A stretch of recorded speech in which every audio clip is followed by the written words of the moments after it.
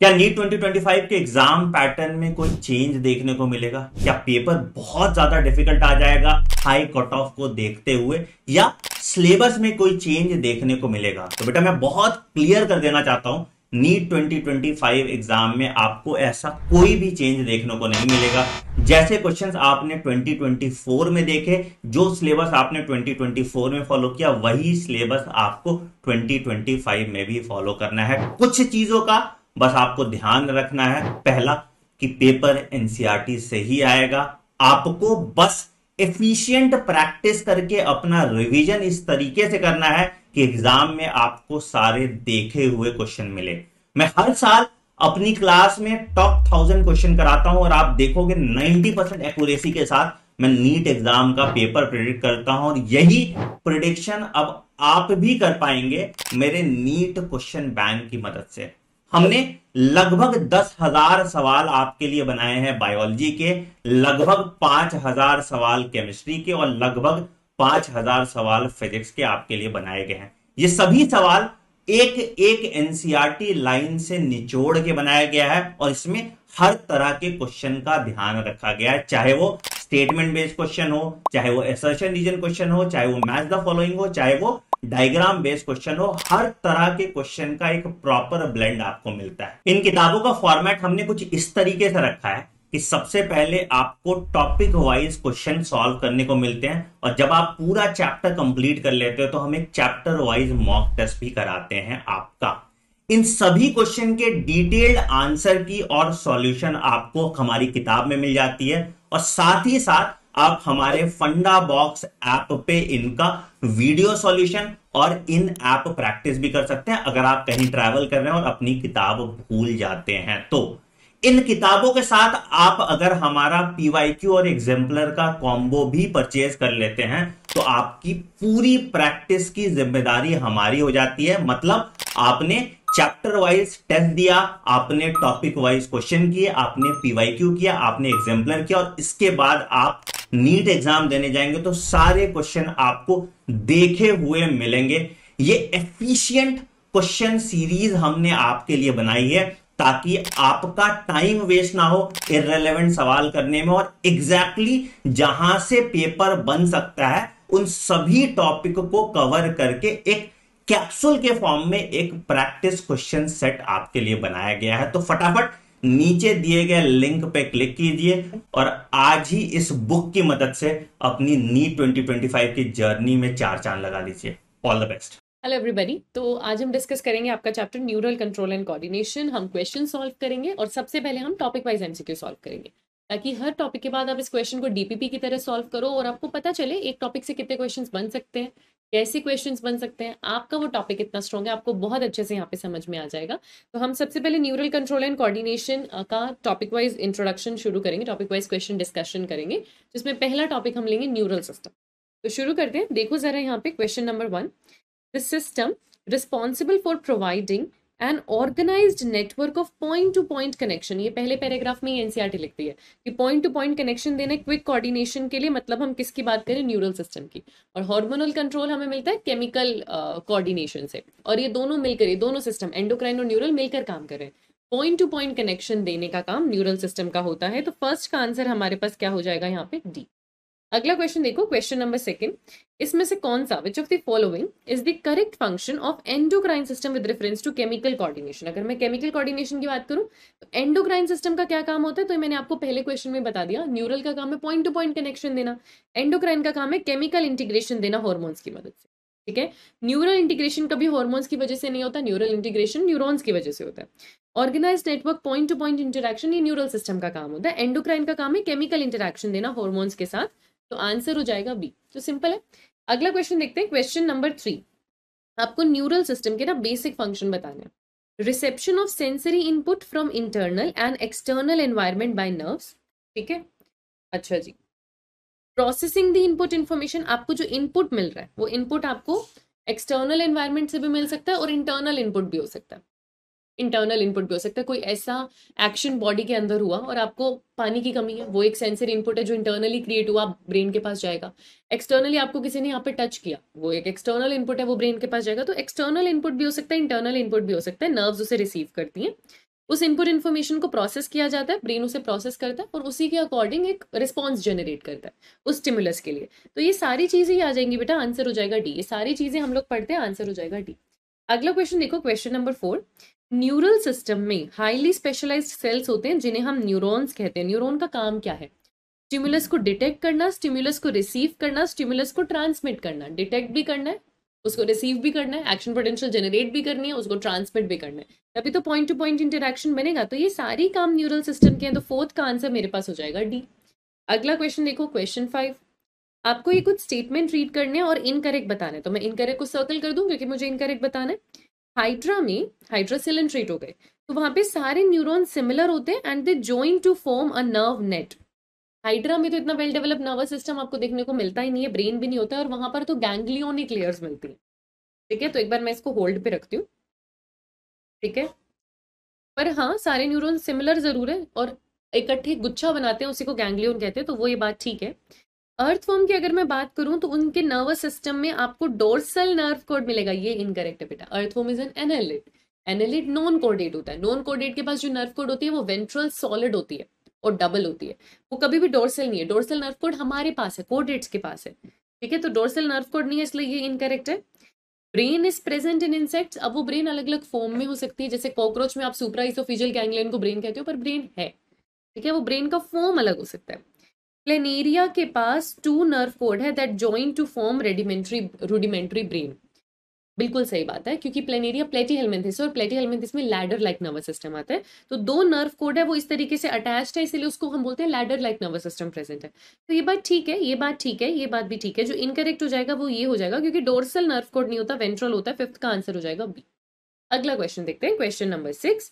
आपको बताना है 2 तरीके के नर्वस सिस्टम कौन से हैं, नर्वस सिस्टम के सेल्स कौन से हैं। तो एक तो बेटा मेजर हो गया न्यूरॉन, न्यूरॉन के सिवा हो गया न्यूरोग्लियल्स। न्यूरोग्लियल आ जाएंगे तो वहां पर इन्होंने चलो गैंग्लियन बोल दिए। नेफ्रॉन तो बेटा किडनी में हो गए, तो ये तो हमारे नर्वस सिस्टम में है नहीं। एल्वियोली और ब्रोंकाइल्स की अगर मैं बात करूं तो ये रेस्पिरेटरी ट्रैक्ट के सेल्स हो गए। एल्वियोलाई रेस्पिरेटरी सिस्टम से एसोसिएटेड है, वेन सर्कुलेटरी सिस्टम से एसोसिएटेड है। न्यूरॉन और गैंग्लिया दोनों नर्वस सिस्टम से एसोसिएटेड है। गैंग्लिया क्या होता है, ग्रुप ऑफ साइटोन्स को गैंग्लिया कहते हैं, तो वो न्यूरॉन से एसोसिएटेड हो गया, नर्वस सिस्टम से एसोसिएटेड हो गया। आंसर हो गया डी। अगला क्वेश्चन देखो, क्वेश्चन नंबर 7।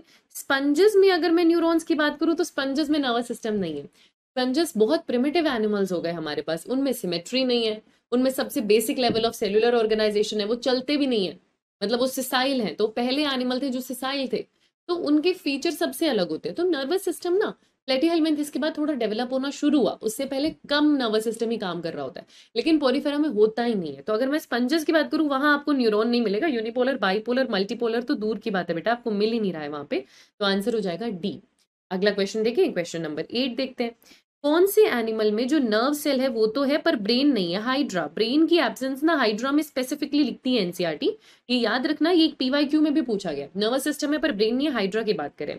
स्पंजेस में तो नर्वस सिस्टम ही नहीं है। कॉकरोच के पास तो ब्रेन होता है, हनी बी के पास तो ब्रेन होता है, क्योंकि कॉकरोच हनी बी अब आर्थ्रोपोडा में चले गए, वहां किसी ना किसी वे में ब्रेन प्रेजेंट है, ऐसा नहीं है कि ब्रेन नहीं है। लेकिन हाइड्रा सिलेंट्रेट है तो नर्वस सिस्टम है, वहां ब्रेन नहीं है। आंसर हो जाएगा डी।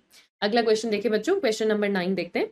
आपको फंक्शन बताना है ऑर्गन या ऑर्गन सिस्टम का जो हमारी बॉडी में है, जिनका कोऑर्डिनेशन होना ही चाहिए।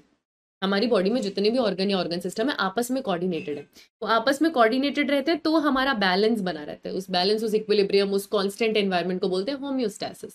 इंटरनल टेम्परेचर मेंटेन करके रखना, इंटरनल एनवायरनमेंट मेंटेन करके रखना। तो जिस इक्विलिब्रियम को हम मेंटेन करने की कोशिश कर रहे हैं ना, हम क्या मेंटेन करना चाह रहे हैं, हमारा होम्योस्टैसिस मेंटेन करना चाह रहे हैं। होम्योस्टैसिस का सीधा मतलब होता है इंटरनल एनवायरनमेंट। बेसिकली इसकी बात टेम्परेचर को लेकर करी जाती है, पर वैसे होम्योस्टैसिस मतलब बेसिक इंटरनल एनवायरनमेंट, हम वो मेंटेन करना चाहते हैं। तो हमारे सारे ऑर्गन सिस्टम्स एक दूसरे को सपोर्ट करने चाहिए, कोऑर्डिनेट करने चाहिए इसको एग्जीक्यूट करने के लिए। तो आंसर हो जाएगा बी। अगला क्वेश्चन देखो, क्वेश्चन नंबर 10। जो नर्व सेल्स होती हैं वो डिवाइड नहीं करती, ये cell cycle and cell division में लिखा हुआ है कि आपके हार्ट के सेल्स और आपके नर्व के सेल्स जीवन शुरू करते हैं, फिर जीनोड स्टेज में चले जाते हैं। सिर्फ कभी बहुत रिपेयरिंग की जरूरत पड़ेगी तब वो डिवाइड करेंगे। एक बार जब आप एम्ब्रियोनिक स्टेज में होते हो तो जितने नर्व सेल और न्यूरॉन सेल बनने होते हैं ना, हार्ट सेल बनने होते हैं, बन चुके हैं, अब वो डिवाइड नहीं करते। तो नर्व सेल एक्चुअली डिवाइड नहीं कर रहे क्योंकि उनके पास क्या नहीं है, डिवाइड करने के लिए न्यूक्लियस चाहिए। पहली बात, इनके पास न्यूक्लियस है, आपसे पूछ रहे हैं क्या नहीं है, तो न्यूक्लियस इनके पास होता है बेटा। इनके पास ना सेंट्रोसोम या सेंट्रियोल जो स्पिंडल फाइबर बनाता है डिवीजन के लिए, वो इनके पास नहीं है एक्चुअली। तो उसकी वजह से ये जी नोट में एंट्री कर जाएंगे, ये पूरा डिवीजन करते नहीं, आंसर हो जाएगा बी। उसके सिवा गोल्गी बॉडी, माइटोकॉन्ड्रिया, न्यूक्लियस, इनकी तो जरूरत ही नहीं है ना, इनकी तो जरूरत ही नहीं है डिवाइड करने के लिए, इनके पास सेंट्रोसोम नहीं होता, तो आंसर हो जाएगा बी। अगला क्वेश्चन देखो, question number 11। The process through which two or more organs interact and complement the function of one another. Interact करना, coordinate कर कर काम करना, coordination. एक साथ काम करना है, सिंक्रोनी में काम करना है, एक दूसरे की मदद करनी है, कोऑर्डिनेशन की बात करें, तो आंसर क्या हो जाएगा? ए। अगला क्वेश्चन देखते हैं, क्वेश्चन नंबर 12, जिसके साथ हम एंट्री ले रहे हैं ह्यूमन न्यूरल सिस्टम में। चलो क्वेश्चन नंबर 12 देखो, आपको एक फ्लो चार्ट दे दिया जिसमें आपको फंक्शनल ऑर्गेनाइजेशन दिखाया हुआ है ह्यूमन न्यूरल सिस्टम का। ए टू ई आपको आइडेंटिफाई करना है और करेक्ट ऑप्शन आपको यहाँ पे मार्क करना है, ठीक है। अगर मैं ह्यूमन न्यूरल सिस्टम की बात करूं तो हमारे पास दो तरीके के नर्वस सिस्टम होते हैं, एक सीएनएस होता है, एक पीएनएस होता है। ब्रेन और स्पाइनल कोड सीएनएस में आता है, यानी कि सेंट्रल नर्वस सिस्टम में आता है, तो ए तो सीएनएस होना चाहिए, है ना। ए सीएनएस एक ही ऑप्शन में दिया हुआ बेटा, आपका आंसर आ गया, ठीक है। बी आपके पास पीएनएस यानी peripheral nervous system. Peripheral nervous system में नर्व्स आती हैं, स्पाइनल नर्व और cranial nerve. Peripheral nervous system further दो में डिवाइडेड होता है, एक सोमैटिक न्यूरल सिस्टम होता है, एक ऑटोनॉमिक न्यूरल सिस्टम होता है, जिसे एएनएस कहते हैं। तो बी आपके पास क्या हो जाएगा? बी आपके पास हो जाएगा पीएनएस। यहाँ एक्चुअली सी लिखना चाहिए था, यहाँ पर बी नहीं आना चाहिए था, यहाँ सी आना चाहिए था। सी आपके पास हो जाएगा एएनएस। एएनएस को भी दो में डिवाइड किया होता है, एक सिंपैथेटिक नर्वस सिस्टम, एक पैरासिम्पैथेटिक। तो डी आपके पास सिंपैथेटिक हो जाएगा, ई आपके पास पैरासिम्पैथेटिक हो जाएगा, आंसर हो जाएगा सी, है ना। तो 12th का आंसर हमारे पास क्या हो जाएगा? सी। अगला क्वेश्चन देखते हैं बेटा, क्वेश्चन नंबर 13 आपसे पूछ रहे हैं इसमें से कौन सा ऑटोनॉमिक नर्वस सिस्टम से रिलेटेड नहीं है। ऑटोनॉमिक नर्वस सिस्टम किसको रेगुलेट करता है? अगर जो मेरा नर्वस सिस्टम है वो इन्फॉर्मेशन किसी भी स्केलेटल मसल के पास वॉलेंट्री एक्शन के लिए लेकर जाता है ना, उसे हम बोलते हैं सोमैटिक न्यूरल सिस्टम। अगर हमारा नर्वस सिस्टम इन्फॉर्मेशन किसी इनवॉलेंट्री ऑर्गन्स के पास लेके जाता है तो वो ऑटोनॉमिक नर्वस सिस्टम का हिस्सा है, ठीक है। तो पेरिस्टाल्सिस इनवॉलेंट्री है ना बेटा, तो वो ऑटोनॉमिक में आएगा, ठीक है। डाइजेशन भी मतलब हमारे कंट्रोल में नहीं है, तो डाइजेशन के पास भी ऑटोनॉमिक नर्वस सिस्टम का रेगुलेशन होता है। एक्सक्रीशन भी जो फिल्टर हो रहा है किडनी में हमारा वेस्ट प्रोडक्ट, वो भी इनवॉलेंट्री है, तो वो भी ऑटोनॉमिक नर्वस सिस्टम में आ जाएगा। जो ऑटोनॉमिक नर्वस सिस्टम में नहीं आएगा वो है मेमोरी और लर्निंग। ये कोई इनवॉलेंट्री एक्शन नहीं है, ये इसके सेंटर हमारे ब्रेन में प्रेजेंट होते हैं, इसका कंट्रोल एएनएस के पास नहीं होता। मेमोरी एंड लर्निंग तब अफेक्ट होगी जब ब्रेन के सेंटर्स अफेक्ट होंगे, उसको एएनएस रेगुलेट नहीं करता, तो आंसर हो जाएगा डी। तो नेक्स्ट क्वेश्चन करते हैं, क्वेश्चन नंबर 14। क्या कह रहा है हमको? विसरल नर्वस सिस्टम में क्या क्या आ रहा है? तो विसरल नर्वस सिस्टम जो कि विसरल ऑर्गन्स की तरफ जाएंगी, तो उसमें नर्व फाइबर्स भी आएंगी, उसमें गैंग्लिया जो ग्रुप ऑफ साइटोन्स है वो भी आएंगे, और प्लेक्सस भी आएगा, सब कुछ ही आएगा। तो आंसर बेटा आपके पास क्या हो जाने वाला है? डी हो जाने वाला है। अगला क्वेश्चन देखते हैं बेटा, question number 15। Which of the following control skeletal muscle? अब स्केलेटल तो वॉलेंट्री मसल हो गई जो हमारे कंट्रोल में होनी चाहिए, ठीक है। सिंपैथेटिक हो या पैरासिम्पैथेटिक हो, दोनों एएनएस में आते हैं। एएनएस का स्मूथ मसल पे कंट्रोल होता है, स्केलेटल पे होता नहीं है, और ऑटोनॉमिक नर्व तो वैसे ही स्मूथ मसल के पास जाएगी। तो स्केलेटल वॉलेंट्री एक्शन किसके कंट्रोल में होता है? सोमैटिक नर्व्स के कंट्रोल में होता है, तो आंसर होगा सी। 15th का आंसर होगा सी। अगला क्वेश्चन देखिए, क्वेश्चन नंबर 16। दी एफरेंट नर्व फाइबर, अब दो तरीके की नर्व फाइबर्स होती हैं, एक एफरेंट होती है, एक इफरेंट होती है। यहाँ इफरेंट लिखा है। एफरेंट का काम होता है जो भी उसको सेंसरी इनपुट मिला उस इंफॉर्मेशन को ब्रेन सीएनएस तक लेके जाना। इफरेंट का काम होता है कि सीएनएस उस स्टिमुलस के रिस्पॉन्स में जो भी रिस्पॉन्ड क्रिएट कर रहा है उसको वापस अफेक्टेड ऑर्गन तक लेकर आना। तो जो इफरेंट नर्व फाइबर होगी वो सीएनएस से स्टार्ट करेगी बेटा, ठीक है। पहली बात, वो फ्रॉम द टिश्यू नहीं होती, वो फ्रॉम द सीएनएस स्टार्ट करती है, फ्रॉम द सीएनएस स्टार्ट करती है, फ्रॉम द सीएनएस स्टार्ट करती है, और वो वहां से कहाँ जा रही है? स्मूथ मसल के पास जा रही है, इनवॉलेंट्री ऑर्गन के पास जा रही है, या कंसर्न्ड पेरिफेरल टिश्यू या ऑर्गन के पास जा रही है? कंसर्न्ड पेरिफेरल टिश्यू या ऑर्गन के पास जा रही है। जिसने इन्फॉर्मेशन भेजी है उसी के रिस्पॉन्स में वो उसके पास जाएगी। तो जो भी वो रिस्पेक्टिव टिश्यू या ऑर्गन जहां से इन्फॉर्मेशन एफरेंट नर्व लेकर आए, उसके रिस्पेक्ट में, उसके रिस्पॉन्स में इफरेंट नर्व इन्फॉर्मेशन वापस भेजती है। तो 16th का आंसर आपके पास क्या हो जाएगा बच्चे? सी। अगला क्वेश्चन देखते हैं, क्वेश्चन नंबर 17। अगर मैं पीएनएस की बात करूं, पेरिफेरल नर्वस सिस्टम की बात करूं, तो पेरिफेरल नर्वस सिस्टम में क्या क्या आता है? सोमैटिक और ऑटोनॉमिक। अभी आपने वो डायग्राम देखा था, दो तरीके के न्यूरल सिस्टम इसमें आते हैं, सोमैटिक भी आता है, ऑटोनॉमिक भी आता है, आंसर बी होगा। चलो अगला क्वेश्चन करते हैं, क्वेश्चन नंबर 18। स्टेटमेंट्स दी हुई हैं और हमें करेक्ट स्टेटमेंट यहाँ पे बतानी है बेटा। एंडोक्राइन सिस्टम केमिकल इंटीग्रेशन देता है हॉर्मोन्स के थ्रू, सही बात है। न्यूरल सिस्टम ऑर्गेनाइज्ड नेटवर्क होता है उसमें, वो पॉइंट टू पॉइंट कनेक्शन देता है फॉर अ क्विक कोऑर्डिनेशन, सही बात है। The neural organisation is very complex in lower invertebrates, lower invertebrates में इतना कॉम्प्लेक्स न्यूरल सिस्टम नहीं होता। ह्यूमन न्यूरल सिस्टम में दो चीजें होती हैं, एक CNS होता है और एक PNS होता है, मतलब थर्ड को छोड़ के बाकी सब करेक्ट है। तो 1, 2 and 4, इसीलिए आंसर हमारे पास क्या हो जाएगा, सी हो जाएगा। अगला क्वेश्चन देखो 19, the system that transmit impulse from CNS to the involuntary organ and smooth muscles of the body. तो CNS से इनवॉलेंट्री ऑर्गन पे जाना, ANS के अंदर आ जाएगा ना ये तो यहाँ पर इन्होंने ANS के दो पार्ट अलग अलग भी लिखे हैं, सिंपैथेटिक और पैरासिम्पैथेटिक, और ANS वैसे भी लिखा है, तो आंसर डी हो जाएगा बेटा, आंसर हो जाएगा डी। ऐसा सिमिलर क्वेश्चन हमने देखा है। नंबर 20 देखो, सिंपैथेटिक नर्वस सिस्टम, फाइट और फ्लाइट, जब स्ट्रेसफुल सिचुएशन है तब सिंपैथेटिक नर्वस सिस्टम काम करता है, तो ये फाइट और फ्लाइट में आता है। ये किसको कंट्रोल करेगा, erection of hair, whitening of hairs या विड्रॉल ऑफ हेयर्स। देखो whitening of hair ageing process है, हेयर का विड्रॉल होना एजिंग प्रोसेस भी है, जेनेटिक प्रोसेस भी है। इरेक्शन ऑफ हेयर, जब आपको गूज बम्स आ जाते हैं, अगर आपको डर लग रहा है किसी चीज से, वो सिंपैथेटिक के कंट्रोल में होगा। तो आंसर क्या होगा, ए, क्योंकि सिंपैथेटिक बहुत सिचुएशनल है बेटा, पूरी एजिंग उससे रेगुलेट नहीं हो रही ना। इस सिचुएशन में आपको डर लग रहा है तो जो रिस्पॉन्स क्रिएट हो रहा है वो सिंपैथेटिक के अंदर आता है, तो आंसर हो जाएगा ए। 20 का आंसर आपके पास हो जाएगा ए। 21 देखते हैं, one of the example of the action of autonomous neural system is, अच्छा autonomous neural system swallowing of food को अफेक्ट कर सकता है। स्वेलोइंग ऑफ फूड वैसे रिफ्लेक्स में आएगा, प्यूपिलरी रिफ्लेक्स भी एक तरीके का रिफ्लेक्स ही है, पर प्यूपिलरी रिफ्लेक्स सिंपैथेटिक के अंदर भी आता है। पेरिस्टाल्सिस ऑफ इंटेस्टाइन भी ऑटोनोमस के अंदर आता है। स्वेलोइंग पे लेकर मुझे थोड़ा सा डाउट है कि ऑटोनोमस स्वेलोइंग को भी अफेक्ट कर पाए, लेकिन जब हमें डर लग रहा है या जब हम रिलैक्स सिचुएशन में, क्योंकि जब हमें डर लगता है, कोई चीज देख के हम डर गए तो हमारा प्यूपिल का साइज बड़ा हो जाएगा, तो वो ऑटोनॉमी के कंट्रोल में है। जब हमें डर लगता है तो हमारी भूख खत्म हो जाती है, हमारा डाइजेशन खत्म हो जाता है, इंटेस्टाइन का पेरिस्टाल्सिस कम हो रहा है, वो ऑटोनोमस के कंट्रोल में है। तो इसलिए मैं यहाँ पर answer all of these they सकती हूँ कि मतलब मोर और लेस ये सारी चीजें सिंपैथेटिक या पैरासिम्पैथेटिक यानी ऑटोनोमस के कंट्रोल में है, तो आंसर हो जाएगा डी। अगला क्वेश्चन देखो, क्वेश्चन नंबर 22। अच्छा यहाँ पे 22 नंबर नहीं है, तो आपके लिए हम क्वेश्चन 22 ले आए हैं। देखो जरा यहाँ पे, on the basis of nature of nerve fibres the nerves are. Nature की बात करें तो बेटा अच्छा myelinated nerve, non myelinated nature के बेसिस पर नहीं आएगी ना, नेचर के बेसिस पर तो सेंसरी, मोटर और मिक्स्ड आएगी। जो इन्फॉर्मेशन लेके जाती है वो सेंसरी, जो वापस लेके आती है वो मोटर, जो दोनों काम करती है वो मिक्स्ड। तो 22 का आंसर सी होगा। अगला क्वेश्चन देखें 23 देखें, the two type of nerve fibres जो PNS में मिलती हैं found associated with brain and spinal cord, वो कौन सी होती है? ठीक है, अच्छा दो तरीके की नर्व फाइबर्स होती है ब्रेन और स्पाइनल कॉर्ड से एसोसिएटेड, वो कौन सी है? एफरेंट और रिफरेंट होंगी बच्चे, एफरेंट और रिफरेंट होगी, क्योंकि सिर्फ मिक्स्ड फाइबर्स तो कुछ ब्रेन में मिलते हैं वैसे, है ना। अगर मैं ब्रेन स्पाइनल कॉर्ड दोनों से एसोसिएटेड बात करूं तो एफरेंट जाने वाली, इफरेंट आने वाली, सबसे करेक्ट तो वही हो जाएगा, आंसर हो जाएगा मेरे पास सी।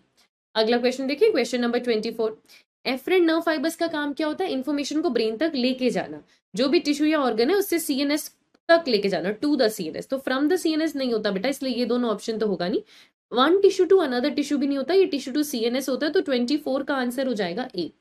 25 देखते हैं, the system that transmit impulse from the CNS to involuntary organ and smooth muscle. तो CNS से किसी इनवॉलेंट्री ऑर्गन या किसी स्मूथ मसल के पास जाना, तो ये ऑटोनॉमिक में आएगा, क्योंकि सोमैटिक तो किसी ना किसी स्केलेटल सिस्टम के पास जाएगा, और ये दोनों भी ऑटोनॉमिक में, तो सेम चीज पूछने के अलग अलग तरीके हैं बच्चे, आंसर डी होगा यहाँ पे। अगला क्वेश्चन देखते हैं, साइनेप्टिक वेसिकल्स में कौन सा केमिकल होता है? तो हमें पता है उनमें न्यूरोट्रांसमीटर है, उसमें वेसिकुलर फ्लूइड, साइनेप्टिक फ्लूइड जैसा कुछ नहीं है, उनमें न्यूरोट्रांसमीटर है। तो आंसर यहाँ पर क्या हो जाएगा? बी। ये कौन सा क्वेश्चन नंबर है हमारे पास? 26, जिसका आंसर हो जाएगा बी। इसके साथ आपका ये टॉपिक खत्म हो जाता है और अगला टॉपिक हम शुरू करेंगे, neuron as structural and functional unit of neural system. चलो उसको शुरू करते हैं। नंबर 27 देखते हैं। चलो, the given figure shows the structure of a neuron, और आपको करेक्ट जो है लेबलिंग यहाँ पर बतानी है। बेटा ये ए क्या है? डेंड्राइट्स है ना, ए तो डेंड्राइट्स हो जाएगा मेरे पास, दो ऑप्शन में दिया हुआ है, इसको मैं हटा देती हूँ। बी मेरे पास सेल बॉडी है यानी कि साइटोन। सी मेरे पास श्वान सेल है जो कि माइलिन शीथ बनाएगा। डी इस एरिया को कह रहे हैं यानी नोड ऑफ रेनवियर को कह रहे हैं। ई क्या है? जहां पर एक्सोन खत्म हो रहा है, तो एक्सोन के साइनेप्टिक नोब्स हैं, यहाँ पर जो है एक्सोन टर्मिनल पे साइनेप्टिक नोब्स बने हुए हैं, तो 27 का आंसर हो जाएगा बी।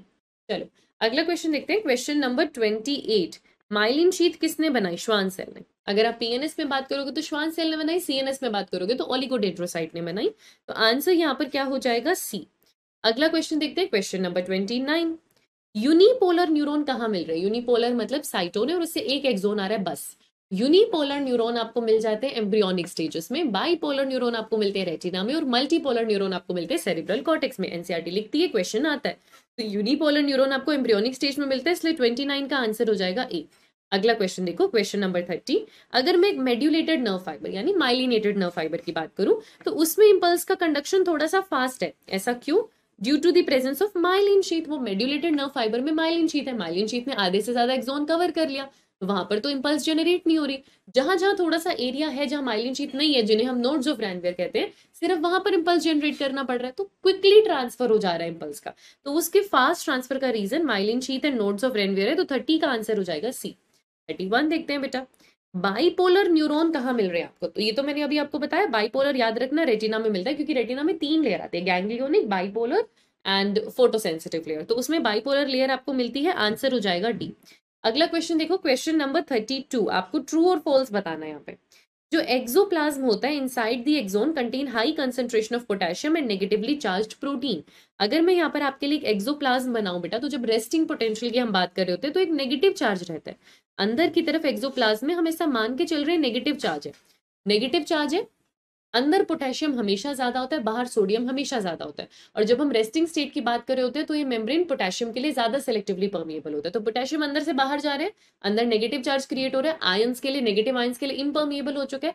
ओवरऑल अंदर एक नेगेटिव चार्ज क्रिएट होता है। लेकिन ये याद रखना कि हमेशा एक्सोप्लाज्म के अंदर पोटेशियम की वैल्यू ज्यादा है, अमाउंट ज्यादा है, और जो बाहर है वो सोडियम ज्यादा है। तो ये स्टेटमेंट तो ट्रू हो जाएगा, ठीक है। अच्छा, एक्सोप्लाज्म की बात करें तो इनसाइड द एक्सोन लो है सोडियम, बिल्कुल सही बात है, सोडियम लो होता है और पोटेशियम हाई होता है। तो 2 ट्रू है मेरे पास, 2 ट्रू इस ऑप्शन में भी है, 2 ट्रू इस ऑप्शन में भी है, इनको तो मैं एलिमिनेट कर दूंगी। जो फ्लूइड है जो एक्सोन के बाहर है वहां पर लो पोटेशियम है, सही बात है, बाहर की तरफ लो पोटेशियम है, ये फिर से ट्रू होगा। The fluid outside the axon contain a high concentration of sodium and negatively charge protein. बाहर वाले फ्लूइड में सोडियम जरूर ज्यादा है पर नेगेटिवली चार्ज प्रोटीन अंदर ज्यादा होते हैं, तो ये फॉल्स हो जाएगा। ये क्यों फॉल्स है? क्योंकि negatively charge protein inside axoplasm ज्यादा होते हैं, inside axoplasm negatively charge protein ज्यादा होते हैं बेटा। आंसर हो जाएगा सी। तो 32 का आंसर हमारे पास हो जाएगा सी। अगला क्वेश्चन देखिए, 33 देखते हैं। माइलिनेटेड नर्व फाइबर की बात करूं तो ये मुझे कहाँ मिल रहे हैं, कौन से नर्व्स में मिल रहे हैं? आपको स्पाइनल नर्व्स में भी मिलेंगे और क्रेनियल में भी मिलेंगे। जरूरी नहीं है सिर्फ स्पाइनल नर्व्स में माइलिन होता है, माइलिन शीथ होता है। देखो बेटा, अगर मैं स्पाइनल कोड की बात करूं तो उसमें अंदर की तरफ ग्रे मैटर है, बाहर की तरफ white matter. White matter myelin sheath की वजह से ही तो बनता है। तो जो न्यूरॉन्स या नर्व्स की अगर मैं बात करूं, मुझे स्पाइनल रीजन में भी मिलेगा और क्रेनियल रीजन में भी मिलेगा। क्रेनियम में बात करूंगी तो सेरिब्रल कॉर्टेक्स ग्रे कलर का होता है, मेडुला व्हाइट कलर का, क्योंकि उसके माइलिनेटेड नर्व फाइबर्स अंदर की तरफ है, लेकिन होते तो दोनों में ही है। तो 33 का आंसर मेरे पास क्या हो जाएगा? बी। अगला क्वेश्चन देखिए, question number 34। A wave of action potential is term as, अभी एक्शन पोटेंशियल जनरेट हुआ, वो एक से एक में कंडक्ट होते जा रहा है, उसकी पूरी वेव को बोलते हैं नर्व इम्पल्स। और जब हम नर्व इम्पल्स को एक न्यूरॉन से दूसरे न्यूरॉन में जाते देखते हैं, हम बोलते हैं कंडक्शन ऑफ नर्व इम्पल्स। पहले एक जगह एक एक्शन पोटेंशियल जनरेट होता है, फिर वो यहाँ से यहाँ जा रहा है, यहाँ से यहाँ जा रहा है, तो जो पूरी वेव है ना एक्शन पोटेंशियल बनने की, तो उसको हम बोलते हैं नर्व इम्पल्स ट्रांसफर कर रहा है या ट्रांसपोर्ट कर रहा है। तो आंसर यहाँ पे क्या हो जाएगा? बी। 34 का आंसर हमारे पास क्या हो जाएगा? बी। अगला क्वेश्चन देखिए, 35 देखते हैं। Receptor site for neurotransmitters are present on. Neurotransmitter किसमें था? साइनेप्टिक वेसिकल में। वो फ्यूज किससे करेगा? प्री साइनेप्टिक मेम्ब्रेन से। रिलीज कहाँ होगा? साइनेप्टिक क्लेफ्ट में। फिर उसको रिसीव कौन करेगा? Post synaptic membrane. मतलब अगर ये मेरे पास एक नोब है, यहाँ वेसिकल है, यहाँ आप जानते हो क्लेफ्ट है, और यहाँ कोई दूसरा न्यूरोन है जिसके रिसेप्टर है, तो अगर ये फ्यूज होता है ना बेटा, यहाँ न्यूरोट्रांसमीटर आता है, तो इस न्यूरोट्रांसमीटर को रिसीव करता है रिसेप्टर। वो रिसेप्टर किस पर होता है? अगले न्यूरोन के डेंड्राइट पे, पोस्ट साइनेप्टिक न्यूरॉन के पास होता है। ठीक है, आपसे रिसेप्टर ही पूछ रहे, रिसेप्टर तो पोस्ट साइनेप्टिक न्यूरॉन्स के डेंड्राइट्स के पास होता है। तो 35 का आंसर आपके पास होगा डी। अगला क्वेश्चन देखते हैं, क्वेश्चन नंबर 36। न्यूरोग्लियल सेल्स का फंक्शन बताना है to protect and support neuron. ये तो स्ट्रक्चरल ऑर्गेनाइजेशन इन एनिमल में भी लिखा था कि आपके, अगर मैं बात करूं functional unit of nervous system की बात करूं तो हम बोलते हैं न्यूरॉन है, लेकिन उस एरिया में more than half of the volume is covered by neuroglial sales. Neuroglial sales में जैसे एस्ट्रोसाइट आ गया, जैसे माइक्रोग्लिया आ गया, जैसे ओलिगोडेंड्रोसाइट आ गया, तो वो काम क्या कर रहे हैं? वो न्यूरॉन को प्रोटेक्शन और सपोर्ट देने का काम कर रहे हैं। वो मैक्रोफेज है, वो फैगोसाइटिक इन नेचर है। तो कोई कैसे प्रोटेक्शन दे रहा है, कोई कैसे प्रोटेक्शन दे रहा है, कोई ब्लड ब्रेन बैरियर बना रहा है। काम इनका होता है प्रोटेक्शन का, और किसको प्रोटेक्ट करेंगे? न्यूरॉन को। न्यूरोग्लियल सेल का क्या काम होगा? प्रोटेक्शन देना न्यूरॉन को। अगला क्वेश्चन देखो 37। जब हम प्रोपगेशन ऑफ नर्व इम्पल्स की बात करते हैं तो action potential result from the movement of, अगर मैं चाहती हूँ इस एरिया में एक्शन पोटेंशियल बने तो डीपोलराइजेशन करवाना होगा। जब हम डीपोलराइजेशन की बात करेंगे तो चार्ज अपोजिट हो जाएगा, अंदर की तरफ पॉजिटिव चार्ज आएगा, बाहर की तरफ नेगेटिव। अब इस अंदर की तरफ पॉजिटिव चार्ज आने के लिए मुझे क्या करना पड़ेगा? जो पहले पंप चल रहा था वो पंप अब नहीं चलना चाहिए, पहला स्टिमुलस आना चाहिए। वो स्टिमुलस कितना ही छोटा क्यों ना हो, सोडियम वोल्टेड गेटेड चैनल्स खुल जाते हैं और भर भर के सोडियम अंदर आने लगता है। एक बार वो -70 से कम होकर -50 पर आता है, -35 पर आता है, -10 पर आता है, -10 थ्रेशोल्ड है। उसके बाद सारे सोडियम वोल्टेड गेटेड चैनल्स खुल जाते हैं, भर भर के सोडियम अंदर आता है, वो +30 पर जाता है, जो हम बोलते हैं कि एक्शन पोटेंशियल जनरेट हो जाता है, जिसके बाद हम बोलते हैं कि एक्शन पोटेंशियल +30 पर जनरेट होगा ही होगा। तो ये हम पढ़ते हैं। अब क्या मुझे अंदर पॉजिटिव चार्ज लाने, तो मैं क्या करूंगी? पोटेशियम आयन, अच्छा यहाँ पे सिर्फ पोटेशियम और सोडियम के लिए बात करें तो बेटा सोडियम अंदर आना चाहिए। सोडियम जो है वो एक्स्ट्रा सेलुलर फ्लूइड से इंट्रा में आना चाहिए। सोडियम अंदर से बाहर नहीं जाएगा, बाहर से अंदर आएगा, क्योंकि मुझे अंदर पॉजिटिव चार्ज क्रिएट करना है। पोटेशियम वाला मैं बिना पढ़े एलिमिनेट करूंगी। क्यों? क्योंकि मेजर काम उस time sodium vaulted gated channel कर रहे होते हैं। पोटेशियम वोल्टेड गेटेड चैनल +30 से पहले खुलता ही नहीं, तो मैं उसकी बात ही नहीं करूंगी। रही बात नॉर्मल पोटेशियम चैनल्स की, तो जब तक आप रेस्टिंग स्टेट में होते हो तब पोटेशियम चैनल्स के लिए मेम्ब्रेन सेलेक्टिवली परमिएबल होती है, लेकिन जब एक्शन पोटेंशियल लाना होता है तब आपके सोडियम चैनल्स के लिए परमेबिलिटी भर जाती है, क्योंकि मुझे ज्यादा से ज्यादा सोडियम अंदर लाना है, मुझे पोटेशियम अब बाहर नहीं भेजना। ठीक है, तो मैं पोटेशियम के रिस्पेक्ट में बात ही नहीं करूंगी, मैं सोडियम के रिस्पेक्ट में बात करूंगी, और 37 का आंसर हो जाएगा डी। चलो क्वेश्चन नंबर 38 देखते हैं क्या कह रहे हैं question. Which of the following is regarded as the unit of neural tissue या नर्वस टिश्यू? यूनिट तो न्यूरॉन ही हो जाएगा बेटा, functional and structural unit neuron हो जाएगा, अभी थोड़ी देर पहले ही बताया था मैंने आपको। क्वेश्चन 39 देखते हैं।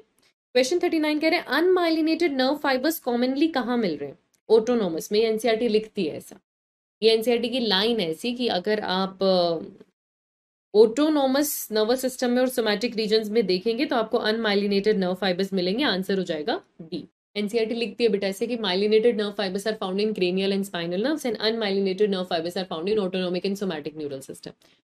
इक्वली सेम बात लिखी हुई है, बट ठीक है, इसी तरीके के वर्ड यूज्ड है, तो आंसर हो जाएगा डी। अगला क्वेश्चन देखते हैं, question number 40। Synaptic knob poses, synaptic knob poses synaptic vesicles. क्या होता है साइनेप्टिक नोब? ये आपके पास साइटोन है, साइटोन में आप जानते हो डेंड्राइट्स है, साइटोन में आप जानते हो डेंड्राइट्स है। ठीक है, ये आपके पास न्यूक्लियस है, ये आपका एक्सोन का टर्मिनल है। मैं इस तरीके से 3 एंड में टर्मिनल बना रही हूँ, यहाँ पर आप इस तरीके से एक्सोन टर्मिनल पे एक नोब बनाते हो, उसे साइनेप्टिक नोब कहते हैं। इन साइनेप्टिक नोब में छोटे छोटे वेसिकल्स हैं जिनमें न्यूरोट्रांसमीटर भरा हुआ है, उन्हें हम साइनेप्टिक वेसिकल्स कहते हैं। तो 40 का आंसर क्या हो जाएगा बेटा? सी। अगला क्वेश्चन देखिए, क्वेश्चन नंबर 41। अगर मैं डीपोलराइजेशन की बात करूं, यानी जब एक्शन पोटेंशियल जनरेट होता है तब आउटर सरफेस पे क्या होता है? तब आउटर सरफेस नेगेटिवली चार्ज हो जाती है, क्योंकि पूरा चार्ज ऑपोजिट करना है, तो तब आउटर सरफेस नेगेटिवली चार्ज हो जाएगी। आंसर ए होगा। 42 देखो, during the transmission of nerve impulse through a nerve fibre potential on the inner side of the plasma membrane has which type of electric charge? अगर मुझे transmission करना है nerve impulse का through a nerve fibre, ठीक है, तो transmission के time कैसे होगा? पहले कौन सा स्टेट होता है? पोलराइज्ड, जिसे हम रेस्टिंग स्टेट कहते हैं। जब मैं पोलराइज स्टेट की बात करूं और पूछ रहे इनर साइड, अगर मैं पोलराइज स्टेट की बात करूं तो अंदर की तरफ नेगेटिव चार्ज होता है, तो फर्स्ट नेगेटिव, उसके बाद डीपोलराइज। डीपोलराइज कहने का मतलब कि आपने एक्शन पोटेंशियल जनरेट करवा दिया, तब चार्ज ऑपोजिट हो जाएगा और अंदर की तरफ पॉजिटिव चार्ज आ जाएगा, तो देन पॉजिटिव। फाइनली होता है रीपोलराइज्ड, लास्ट स्टेज होती है रीपोलराइज, वापस करवा दो। वापस करवाने का मतलब अंदर नेगेटिव चार्ज वापस आ जाएगा, तो कंटिन्यू टू बी पॉजिटिव नहीं, again back to negative, first negative then positive then back to negative. तो 42 का आंसर आपके पास होगा डी। 43 देखते हैं, सॉल्टेटरी कंडक्शन हम किसको कहते हैं? Saltatory conduction myelinated nerve fibres में होते हैं। जैसे अगर ये मेरा एक्सोन है तो यहाँ माइलिन शीथ है, यहाँ माइलिन शीथ है, यहाँ माइलिन शीथ है, बीच में एरियाज है जिसे हम नोड ऑफ रैनवियर कहते हैं। तो एक्शन पोटेंशियल यहाँ के बाद यहाँ जनरेट होगा, यहाँ के बाद यहाँ जनरेट होगा, जंपिंग वे में, है ना, इसको हम बोलते हैं सॉल्टेशन कंडक्शन। तो ऐसा माइलिनेटेड नर्व फाइबर्स में ही पॉसिबल है, इसलिए आंसर हो जाएगा सी। 44 देखो बेटा, आपके सामने कुछ स्टेटमेंट है और आपको करेक्ट स्टेटमेंट यहाँ पर बताना है। ऑटोनोमिक नर्वस सिस्टम में जो इम्पल्स है वो सीएनएस से क्या वॉलेंट्री ऑर्गन के पास जाती है? नहीं, ऑटोनोमिक से हमेशा इनवॉलेंट्री ऑर्गन के पास जाएगी, तो ये तो इनकरेक्ट है। अनमाइलिनेटेड नर्व फाइबर्स के पास श्वान सेल नहीं होता which form the myelin sheath. ऐसा नहीं है बेटा, श्वान सेल है पर वो वहां माइलिन शीथ नहीं बना रहा। ऐसा नहीं है कि वहां श्वान सेल ही नहीं होगा, बस वो वहां माइलिन शीथ नहीं बना रहा। मैं फिर भी इसको होल्ड पे रखती हूँ, मेरे अकॉर्डिंग ये इनकरेक्ट है। Axonal membrane of neuron while not conducting any impulse is comparatively more permeable to potassium than sodium। अगर उस टाइम आपकी एक्सोन में कोई भी नर्व इंपल्स कंडक्शन नहीं हो रहा, मतलब वो रेस्टिंग स्टेट में, रेस्टिंग स्टेट में याद रखना वो हमेशा पोटेशियम चैनल्स के लिए ज्यादा परमिएबल होती है। पोटेशियम बाहर जाएगा तो अंदर नेगेटिव चार्ज होएगा, और नेगेटिव ही तो क्रिएट करना है, तो ये स्टेटमेंट बिल्कुल ठीक है। Synapse is formed by the membrane of pre synaptic neuron, post synaptic neuron. बिल्कुल, साइनेप्स बनाने के लिए दो मेम्ब्रेन आते हैं, एक प्री साइनेप्टिक न्यूरॉन की, एक पोस्ट साइनेप्टिक न्यूरॉन की, और बीच में आता है साइनेप्टिक क्लेफ्ट। तीनों चीजें मिलकर साइनेप्स बनाती हैं। ठीक है, तो मेम्ब्रेन ये वाली दोनों आ जाती है, सही बात है। तो बेटा 3 भी करेक्ट है और 4 भी करेक्ट है, सी को हम इनकरेक्ट ही मानेंगे, और आंसर यहाँ पर क्या हो जाएगा, सी। अगला क्वेश्चन देखो, क्वेश्चन नंबर 45, आपको करेक्ट बताना है। डेंड्राइट्स लंबे फाइबर्स होते हैं विद ब्रांच्ड डिस्टल एंड, ये एक्सोन की डेफिनेशन है। डेंड्राइट तो बहुत छोटे छोटे और डेंसली ब्रांच्ड होते हैं, ये कोई ऐसे लंबा सा फाइबर नहीं है, लंबा फाइबर तो एक्सोन होता है, तो ये तो गलत है। एक्सोन शॉर्ट फाइबर्स होते हैं जो सेल बॉडी से आते हैं, नहीं, ये डेंड्राइट है, उल्टा लिखा हुआ है। जो पहली डेफिनेशन है वो एक्सोन की होनी चाहिए, जो दूसरी डेफिनेशन है वो डेंड्राइट की होनी चाहिए। सेल बॉडी एक न्यूरॉन में क्या होती है, उसके पास साइटोप्लाज्म होता है, न्यूक्लियस होता है, सेल ऑर्गेनल होते हैं, निसेल ग्रैन्यूल होता है, बिल्कुल ठीक है, सब कुछ है इसके पास, ये सारी चीजें देखने को मिल जाएंगी। जो डेंड्राइट होता है वो nerve impulse away from the cell body to a synapse लेके जाता है, बेटा ये एक्सोन करता है। अगर इस सेल बॉडी में अभी नर्व इंपल्स जनरेट हुआ है तो डेंड्राइट की वजह से आया है, डेंड्राइट उसे सेल बॉडी को देता है। एक्सोन का काम है कि सेल बॉडी से आगे लेके जाना, तो यहाँ पर डेंड्राइट नहीं लिखना चाहिए था, एक्सोन लिखना चाहिए था, वैसे ये हो जाएगा गलत, वैसे ये क्या हो जाएगा, गलत। तो एक ही करेक्ट है, ओनली 3, आंसर हो जाएगा ए। 45 का आंसर हो जाएगा ए। 46 देखते हैं बेटा, which of the following statement is are incorrect about electrical synapse. ठीक है, इलेक्ट्रिकल साइनेप्स के लिए इसमें से क्या इनकरेक्ट है। इलेक्ट्रिकल साइनेप्स में the membranes of pre and post synaptic neuron बहुत क्लोज प्रॉक्सिमिटी में होता है, जी हाँ बहुत ही क्लोज प्रॉक्सिमिटी में होता है, कोई दिक्कत की बात नहीं है, करेक्ट है, एकदम करेक्ट है। Electrical current can flow directly from one neuron to other across the synapse, direct होगा, बिल्कुल डायरेक्ट ट्रांसमिशन होगा। Transmission of an impulse across electrical synapse is very similar to impulse conduction along a single axon. हाँ, क्योंकि कोई बीच में ऐसा synapse नहीं है, कोई न्यूरो ट्रांसमीटर फ्यूज नहीं हो रहा, कुछ नहीं, जैसे एक एक्सोन में ट्रांसमिशन होता है ना, उसी स्पीड से नेक्स्ट में चला जाएगा, इतना पास पास चिपके हुए दोनों न्यूरॉन, तो ऐसे ही लगता है जैसे सिंगल एक्सोन में ट्रांसफर हो रहा है। Electrical synapse can pass electrical signal between the cells with the use of acetylcholine. Acetylcholine is a neurotransmitter. Neurotransmitter is a chemical. Chemical की जरूरत पड़ती है chemical synapse में, electrical synapse में नहीं, तो this is wrong. Electrical synapse fast होते हैं, जी हाँ. Electrical synapse rare होते हैं, जी हाँ, क्योंकि ज्यादातर chemical synapse मिलते हैं। तो बाकी सारे ठीक है बेटा, 4 को छोड़ के इनकरेक्ट हो जाएगा सी, आंसर हो जाएगा सी। सिर्फ 4th इनकरेक्ट है तो आंसर सी हो जाएगा। अगला क्वेश्चन देखो, क्वेश्चन नंबर 47। यहाँ पर कुछ इवेंट्स दिए जो नर्व इंपल्स के ट्रांसमिशन को अक्रॉस द साइनेप्स समझा रहे, रैंडम ऑर्डर में। आपको इसका सीक्वेंस करेक्ट करना है, आपको ऑर्डर करेक्ट करना है साइनेप्स से ट्रांसमिशन को लेकर, ठीक है। चलो अच्छा, तो यहाँ पर क्या लिखा है, opening of specific ion channels allow the entry of ion, a new action potential is generated in the post synaptic neuron, ये तो लास्ट में जाकर होगा। Neurotransmitter bind to receptor, ये सेकेंड लास्ट होगा। Synaptic vesicle fuses with the pre synaptic membrane, ये बीच में आएगा। Depolarisation of pre synaptic membrane, arrival of action potential at axon terminal. देखो ये होगा अपना एक्सोन टर्मिनल, और यहाँ पर ये नया डेंड्राइट है, ऐसे बनाते हैं। तो जो भी एक्शन पोटेंशियल है पहले वो इस एक्सोन टर्मिनल तक पहुंचेगी। तो सबसे पहला चीज होगा कि एक्सोन टर्मिनल तक एक्शन पोटेंशियल आए, आते ही जो प्री साइनेप्टिक मेम्ब्रेन है इसका डीपोलराइजेशन हो, क्योंकि एक्शन पोटेंशियल इसके पास आएगी तो इसके अंदर भी एक नया एक्शन पोटेंशियल जनरेट होगा। तो सबसे पहले होना चाहिए 5, उसके बाद होना चाहिए 4, इस ऑप्शन में भी दिया हुआ है, इस ऑप्शन में भी दिया हुआ है, 2 ऑप्शन हटा दो, ठीक है। यहाँ एक्शन पोटेंशियल एक बार जनरेट हो गया, अब यहाँ पे जो एक्शन पोटेंशियल जनरेट होने की वजह से वैसे कैल्शियम इनटेक होता है, तो साइनेप्टिक वेसिकल्स जो होते हैं वो यहाँ पर फ्यूज करते हैं, प्री साइनेप्टिक मेम्ब्रेन पे फ्यूज करते हैं, और जो गैप है उसमें न्यूरोट्रांसमीटर्स को रिलीज कर देते हैं। तो फिर आएगा 3, फिर आएगा 3। रिलीज करने के बाद वो न्यूरोट्रांसमीटर पोस्ट साइनेप्टिक मेम्ब्रेन के रिसेप्टर पर जुड़ते हैं, यानी कि 2, ठीक है 2। और फिर क्या होता है, उस पोस्ट साइनेप्टिक मेम्ब्रेन पर रिसेप्टर्स जुड़ने के बाद एक्शन पोटेंशियल वहां पे जनरेट होता है, उनको सिग्नल मिलता है, और उस केमिकल एसोसिएटेड चैनल्स, वहां पर आयन चैनल्स खुल जाते हैं, स्पेसिफिक आयन चैनल्स जो लाइगेंड गेटेड चैनल्स होते हैं वो जाकर खुल जाते हैं पोस्ट साइनेप्टिक न्यूरॉन पे, और उनकी एंट्री से वहां पर एक नया एक्शन पोटेंशियल जनरेट करता है 1। तो आंसर ए होगा बेटा, आंसर होगा 47 का ए। पूरा उल्टा गए हैं, 5 4 3 2 1। ठीक है, अगला क्वेश्चन देखो, क्वेश्चन नंबर 48। क्वेश्चन नंबर 48 में हमको यहाँ पर एक डायग्राम दे दिया गया है एक्सोन टर्मिनल का। ए टू सी की लिस्टिंग है, आपको करेक्ट मैचिंग करनी है। ए क्या है? ए साइनेप्टिक वेसिकल है, दिख रहा है आपको। बी क्या है? ये साइनेप्टिक वेसिकल फ्यूज हुआ है, अंदर न्यूरोट्रांसमीटर थे। सी क्या है? पोस्ट साइनेप्टिक मेम्ब्रेन पे जो रिसेप्टर है वो दिखाएंगे। ठीक है, तो अब देखो जरा यहाँ पे, chemicals called neurotransmitter are released in the synaptic cleft through ion channels. When an impulse arrive at axon terminal, it stimulate the movement of synaptic vesicles.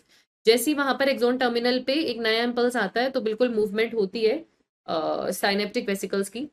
Neurotransmitter are endocytosed into the neuron. Endocytosed तो नहीं हो रहे हैं जी, एक्सोसाइटोज जरूर हो रहे हैं। The ion channels close with the binding of neurotransmitter to their specific receptor. Ion channels close नहीं होते, ओपन होते हैं रिसेप्टर्स पे बाइंड करने के बाद। Synaptic vesicles move towards the membrane where they fuse with the plasma membrane. ये B है, ये बी है कि ये साइनेप्टिक वेसिकल यहाँ पर आया है, मेम्ब्रेन पे फ्यूज किया है विद द प्लाज्मा मेम्ब्रेन। ये बी होगा, ये बी होना चाहिए। Neurotransmitters are released in the synaptic cleft, ये भी बी में जा सकता है। मूवमेंट नहीं जाएगी तो फ्यूजन तो जाएगा ही जाएगा, अगर मूवमेंट नहीं जाएगी तो रिलीज होना तो जाएगा ही जाएगा। तो बी में सिक्स्थ भी आ सकता है, तो बी में सिक्स्थ भी आ सकता है। बी में 3 नहीं आएगा, क्यों? क्योंकि न्यूरोट्रांसमीटर न्यूरॉन ने एंडोसाइटोसिस नहीं किया, बाहर भेजे ना, एक्सोसाइटोसिस किए।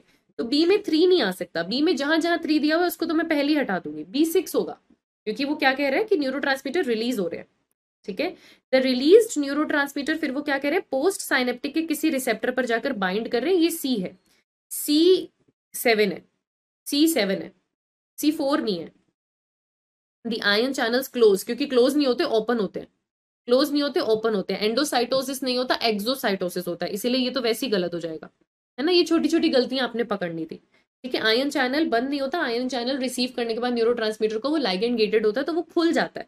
ठीक है, तो ये सी जो होगा उसको 7 से मैच किया जाएगा, तो आंसर तो आपके पास आ गया। और ए में अगर मैं बात करूं तो ए के अंदर हम क्या कह रहे हैं, ये हमने वो दिखाया हुआ है, साइनेप्टिक वेसिकल दिखाया हुआ है।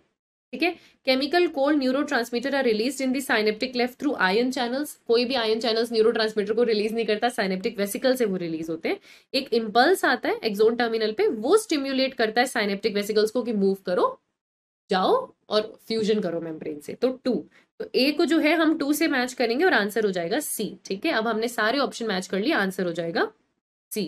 ठीक है, इसमें क्या गलती है, न्यूरोट्रांसमीटर आयन चैनल से कभी भी रिलीज नहीं होते, साइनेप्टिक वेसिकल से रिलीज होते हैं। तो एक्चुअली क्या था बेटा, हर ए बी सी ऑप्शन के लिए 2-2 चीजें करेक्ट हो सकती थी। जैसे अगर मैं ए के लिए बात करूं तो 1 और 2 दोनों करेक्ट हो सकते थे, लेकिन 1 गलत था क्योंकि आयन चैनल से नहीं रिलीज होते, साइनेप्टिक वेसिकल से रिलीज होते हैं। वहीं अगर मैं बी के लिए बात करूं या सी के लिए बात करूं, चलो पहले बी के लिए बात करते हैं, तो बी के लिए बेटा 4 भी करेक्ट हो सकता था, है ना, 4 भी करेक्ट हो सकता था। ठीक है, 6 भी करेक्ट हो सकता था, मतलब 2-2 ऑप्शन हर किसी के लिए पॉसिबल थे कुल मिला के, और उसमें से एक एक गलत हो रहा था। तो 1 क्यों गलत है हमने देख लिया, ठीक है, 3 क्यों गलत है हमने देख लिया, 4 क्यों गलत है हमने देख लिया, बाकी तो ऑप्शंस हमने ले ही लिए, बाकी तो ऑप्शंस हमने ले ही लिए, है ना। 2 भी ले लिया है, 5 भी ले लिया है, और हमने 2 लिए, 6 लिए और 7 लिया, 5 नहीं लिया। 5 हमने क्यों नहीं लिया, क्योंकि वहां पे साइनेप्टिक वेसिकल्स की मूवमेंट नहीं दिखाई दे रही, एक्चुअली फ्यूजन दिखाई दे रहा है, बस मूवमेंट नहीं दिखाई दे रही, इसलिए ये भी गलत है। तो आंसर क्या हो जाएगा, सी। आंसर क्या हो जाएगा, सी। आई होप आपको समझ में आया हो कि ऐसे इधर उधर सारी चीजें जज करके, ऑब्जर्व कर एलिमिनेट कर ऐसे क्वेश्चंस को कैसे किया जाता है। एक एक गलती पकड़ो और आंसर टिक लगाओ, आंसर हो जाएगा सी। अगला क्वेश्चन देखो, क्वेश्चन नंबर 49। चलो, डायग्राम है हमारे सामने, फिर से हमको कुछ लेबलिंग दी है और हमको पहचानना है। तो ये जो ए है ये एक्सोन टर्मिनल सा प्रतीत हो रहा है, एक्सोन टर्मिनल प्रतीत हो रहा है, ये साइनेप्टिक लेफ्ट तो नहीं है, साइनेप्टिक लेफ्ट तो हम इसको कहते हैं, तो ये दोनों ऑप्शन हम हटा देंगे। बी जो है मेरे पास साइनेप्टिक वेसिकल है, तो आंसर तो मेरे पास आ गया क्योंकि वो क्लेफ्ट तो है नहीं। सी मेरे पास स्पेस है, उसे साइनेप्टिक क्लेफ्ट कहेंगे। ठीक है, ई डी की अगर मैं बात करूं तो वो रिसेप्टर है पोस्ट साइनेप्टिक मेम्ब्रेन पे, और ई को अगर मैं बात करूं तो वो भरे हुए न्यूरोट्रांसमीटर आपको दिखा रहा है, तो आंसर हो जाएगा बी। 49 का आंसर हो जाएगा बी। अगला क्वेश्चन देखिए, क्वेश्चन नंबर 50। इसमें से कौन सा न्यूरोट्रांसमीटर नहीं है, epinephrine, non epinephrine, acetylcholine, dopamine और कोर्टिसोल। कोर्टिसोल हार्मोन है, वो न्यूरोट्रांसमीटर नहीं है। कोर्टिसोल स्ट्रेस हार्मोन होता है, एड्रिनल कॉर्टेक्स से रिलीज होता है, वो न्यूरोट्रांसमीटर नहीं है। बाकी epinephrine, non epinephrine, dopamine, acetylcholine ये सब न्यूरोट्रांसमीटर हैं। तो आंसर हो जाना चाहिए ए। 50th का आंसर आपके पास होगा ए। अगला क्वेश्चन देखते हैं 51। क्या कह रहे क्वेश्चन, हमें ट्रू बताना है। Saltatory conduction non myelinated nerve fibre में नहीं मिलेगा, ये गलत है, सिर्फ माइलिनेटेड में मिलेगा। निसल्स ग्रैन्यूल्स मसल्स फाइबर में नहीं मिलते, न्यूरॉन्स में मिलते हैं, साइटोन में मिलते हैं, डेंड्राइट में मिलते हैं। नॉन माइलिनेटेड नर्व फाइबर के पास नोड्स ऑफ रैनवियर नहीं होते। अगर माइलिन शीथ नहीं है तो नोड ऑफ रैनवियर नहीं है, ये बात सही है। Non myelinated nerve fibres are completely enclosed by myelin sheath, नहीं। नॉन माइलिनेटेड का तो मतलब ही है कि उसके पास माइलिन शीथ नहीं होगा, तो बाकी सब इनकरेक्ट है। करेक्ट आंसर हो जाएगा सी। करेक्ट आंसर हो जाएगा सी। अगला क्वेश्चन देखो, क्वेश्चन नंबर 52। मेरे सामने कुछ स्टेटमेंट्स दिए और मुझे करेक्ट ऑप्शन यहाँ पर जो है बताना है। ओके, तो साइनेप्टिक क्लेफ्ट जो होता है न्यूरॉन का, वो एड्रेनालिन सिक्रीट करता है। बेटा एड्रेनालिन न्यूरोट्रांसमीटर होता है, पर वो न्यूरोट्रांसमीटर साइनेप्टिक वेसिकल से आया है। साइनेप्टिक क्लेफ्ट उसको करेक्ट टर्म्स में बात करूं तो रिलीज नहीं कर रहा, तो 1 तो इनकरेक्ट है। ठीक है। माइलिनेटेड नर्व फाइबर्स जो होते हैं उनके पास एक श्वान सेल होता है, श्वान सेल माइलिन शीथ बनाती है एक्सोन के अराउंड, यही काम होता है माइलिनेटेड नर्व फाइबर में, तो करेक्ट है, 2 एकदम करेक्ट है। नॉन माइलिनेटेड नर्व फाइबर्स के पास श्वान सेल होता है, बस वो माइलिन शीथ नहीं बनाता, इसीलिए पहले इनकरेक्ट था। श्वान सेल होता है, बस वो माइलिन शीथ नहीं बनाता, बिल्कुल सही लिखा हुआ है। स्पाइनल नर्व्स हो गई, क्रेनियल नर्व्स हो गई, क्या ये सारी की सारी नॉन माइलिनेटेड है? नहीं। इसको एनसीईआरटी के एग्जाम्पल में माइलिनेटेड में लिखा हुआ है कि माइलिनेटेड होती है स्पाइनल और क्रेनियल नर्व्स, नॉन माइलिनेटेड में वो ऑटोनॉमिक और सोमैटिक न्यूरल सिस्टम लिखता है। तो ये तो इनकरेक्ट हो जाएगा बेटा, 4th इनकरेक्ट हो जाएगा। ठीक है, तो अब आप बताओ 1 और 4 इनकरेक्ट है, 2 और 3 करेक्ट है, डी हो जाएगा। 2 और 3 करेक्ट है, 1 और 4 इनकरेक्ट है, 52 का आंसर हो जाएगा डी। अगला क्वेश्चन देखिए 53। अगर मैं unidirectional transmission of nerve impulse की बात करूं through a nerve fibre, it is due to the fact that, क्यों यूनिडायरेक्शनल ट्रांसमिशन होता है हमेशा, बाई डायरेक्शनल क्यों नहीं होता? अगर मैं बोल रही हूँ ये मेरे पास एक न्यूरॉन है, ठीक है, तो नर्व इंपल्स यहां से यहां ही जा रहा है, इस डायरेक्शन में वापस नहीं आ रहा, ऐसे नहीं हो रहा। ऐसा क्यों हो रहा है? नर्व फाइबर्स इंसुलेटेड होती है मेडुलरी शीथ से, इसलिए नहीं, ये तो कोई रीजन नहीं बना। Sodium pump start operating only at the cyton and then continues into the nerve fibres. अच्छा, कि सोडियम पंप जिसकी वजह से एक्शन पोटेंशियल जनरेट होगा, वो पहले सिर्फ साइटोन पे काम करता है, उसके बाद आगे काम करता है, ऐसा कुछ नहीं है। किसी भी पॉइंट पे हमेशा अगर आप उसको इंपल्स दोगे ना, वहां सोडियम काम करेगा। अगर मैं यहाँ इंपल्स पहले दूंगी तो यहाँ सोडियम चैनल ओपन हो जाएगा। तो ऐसा कुछ नहीं है कि सोडियम चैनल पहले साइटोन पे ही खुलता है, ऐसा उसका कुछ लेन देन नहीं है। Neurotransmitters are released by dendrites and not by axon endings, ये तो गलत है। न्यूरोट्रांसमीटर तो रिलीज ही एक्सोन एंडिंग से होता है, तो ये तो गलत है। Neurotransmitters are released by axon ending and not by dendrites. अगर न्यूरल जो हम साइनेप्टिक वेसिकल्स की बात करें, वो डेंड्राइट्स भी रिलीज करने लग जाए तो इंपल्स ऐसे भी मूव करने लग जाए, और जो न्यूरोट्रांसमीटर है वो सिर्फ एक्सोन टर्मिनल रिलीज करता है, इसीलिए सिर्फ एक ही डायरेक्शन में नर्व इंपल्स जाता है। ये भी रिलीज करते ना तो शायद इस डायरेक्शन और इस डायरेक्शन दोनों में नर्व इंपल्स जा रहा होता, तो ऐसा नहीं होता, सिर्फ एक ही जगह से न्यूरोट्रांसमीटर रिलीज होते हैं एक्सोन एंडिंग से, इसलिए 53 का आंसर हो जाएगा डी। अगला क्वेश्चन देखो 54। इसमें से कौन सा एक्ट डीपोलराइजेशन के लिए रिस्पॉन्सिबल है? डीपोलराइजेशन मतलब एक्शन पोटेंशियल। एक्शन पोटेंशियल के लिए मैंने आपको कहा था ना, वोल्टेज गेटेड सोडियम चैनल्स खुलेंगे और भर भर के सोडियम अंदर आएगा, अंदर पॉजिटिव चार्ज आएगा। Voltage gated potassium channel depolarisation में खुलता ही नहीं, क्योंकि उसको खोलने के लिए चाहिए +30 मिलीवोल्ट की पोटेंशियल, वो मिलती है जब तक एक्शन पोटेंशियल आ चुका होता है, उसके बाद तब जाकर पोटेशियम वोल्टेज गेटेड चैनल खुलते हैं। एक्चुअली एक्शन पोटेंशियल के लिए सोडियम वोल्टेज गेटेड चैनल्स खुलते हैं। आंसर हो जाएगा 54 का। 55 देखते हैं बेटा। If the inside of neural membrane become more negative than -70, तो हम -70 को बोलते हैं कि रेस्टिंग स्टेट पे पोलराइज स्टेट है। फिर हम बोलते हैं कि अच्छा +10 पे थ्रेशोल्ड आया, +30 मिलीवोल्ट पे तो एक्शन पोटेंशियल आ चुका है, मतलब डीपोलराइजेशन हो चुका है। फिर हम उसे वापस रीपोलराइजेशन करते हैं, जब पोटेशियम चैनल खोल देते हैं, वापस नेगेटिव चार्ज अंदर आने लगता है, वो -70 मिलीवोल्ट पे जाता है। अब ये कह रहे हैं उससे भी ज्यादा नेगेटिव हो चुका है, मतलब -90 तक पे पहुंच जाता है। इसका मतलब जो पोटेशियम चैनल खुला था अंदर नेगेटिव चार्ज लाने के लिए, वो बंद ही नहीं हो रहा। इतना नेगेटिव चार्ज अंदर आ गया उसके बाहर जाने की वजह से, पोटेशियम के बाहर जाने की वजह से, कि -70 से -90 तक पे आ गए। इसको बोलते हैं हाइपर पोलराइज्ड स्टेट। इस स्टेट को बोलते हैं हाइपर पोलराइजेशन। 55 का आंसर हो जाएगा सी। 56 देखते हैं। Suppose the terminal ends of axon are in contact with dendrites of 4 adjacent neuron, तो नर्व इंपल्स का क्या होगा? मतलब ये आपको ये कहना चाह रहे हैं कि ये आपका एक्सोन है, ये आपके एक्सोन के टर्मिनल है। तो आप इस तरीके से 4 टर्मिनल बनाइए और हर टर्मिनल पे एक नया डेंड्राइट है, हर टर्मिनल पे एक नया डेंड्राइट है। अब सोचो यहाँ से एक्शन पोटेंशियल आया, यहाँ गया, अब वो यहाँ भी जा रहा है, वो यहाँ भी जा रहा है, वो यहाँ भी जा रहा है, वो यहाँ भी जा रहा है। एक्शन पोटेंशियल के लिए क्या है बेटा, एक छोटा सा स्टिमुलस ही तो चाहिए।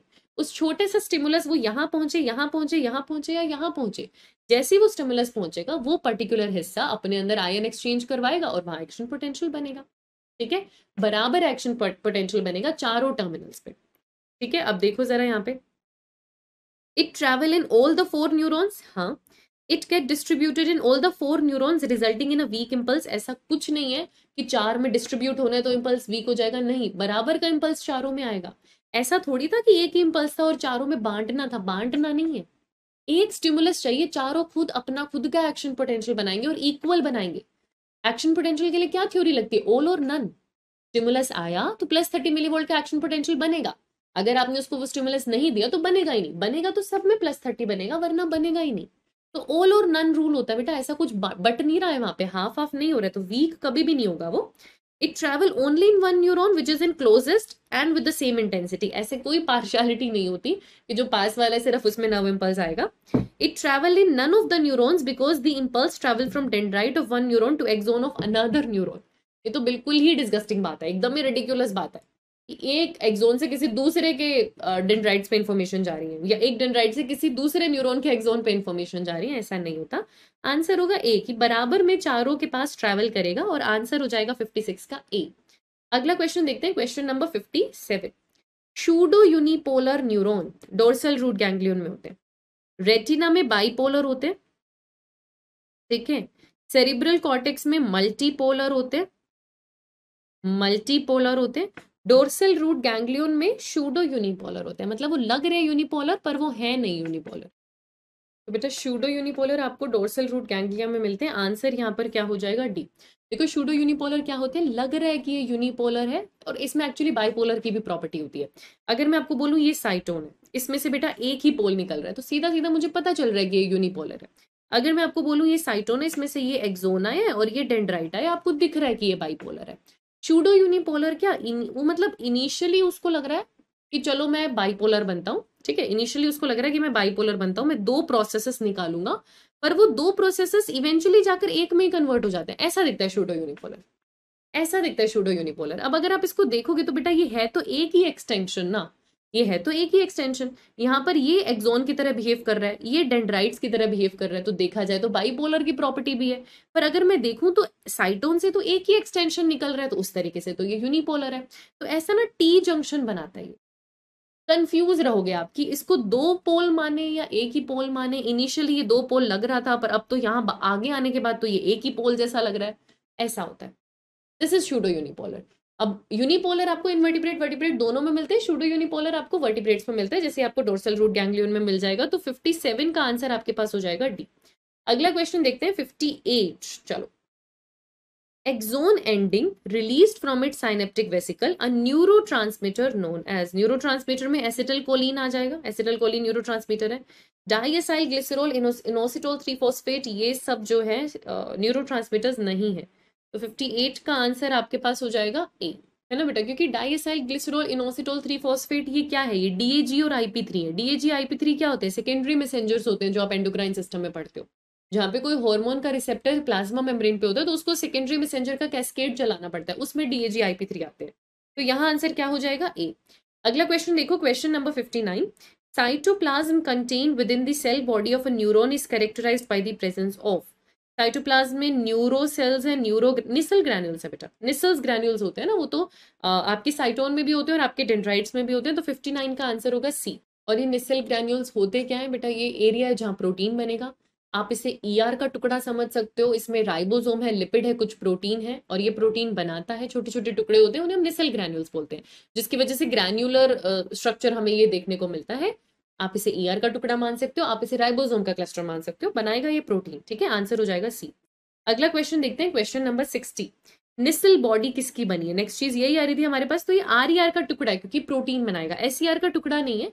इसमें आपको कुछ लिपिड मिल जाएगा, इसमें आपको राइबोसोम्स मिल जाएंगे, न्यूक्लिक एसिड इसमें नहीं है, तो DNA RNA इसके पास नहीं है, प्रोटीन ये बनाता है।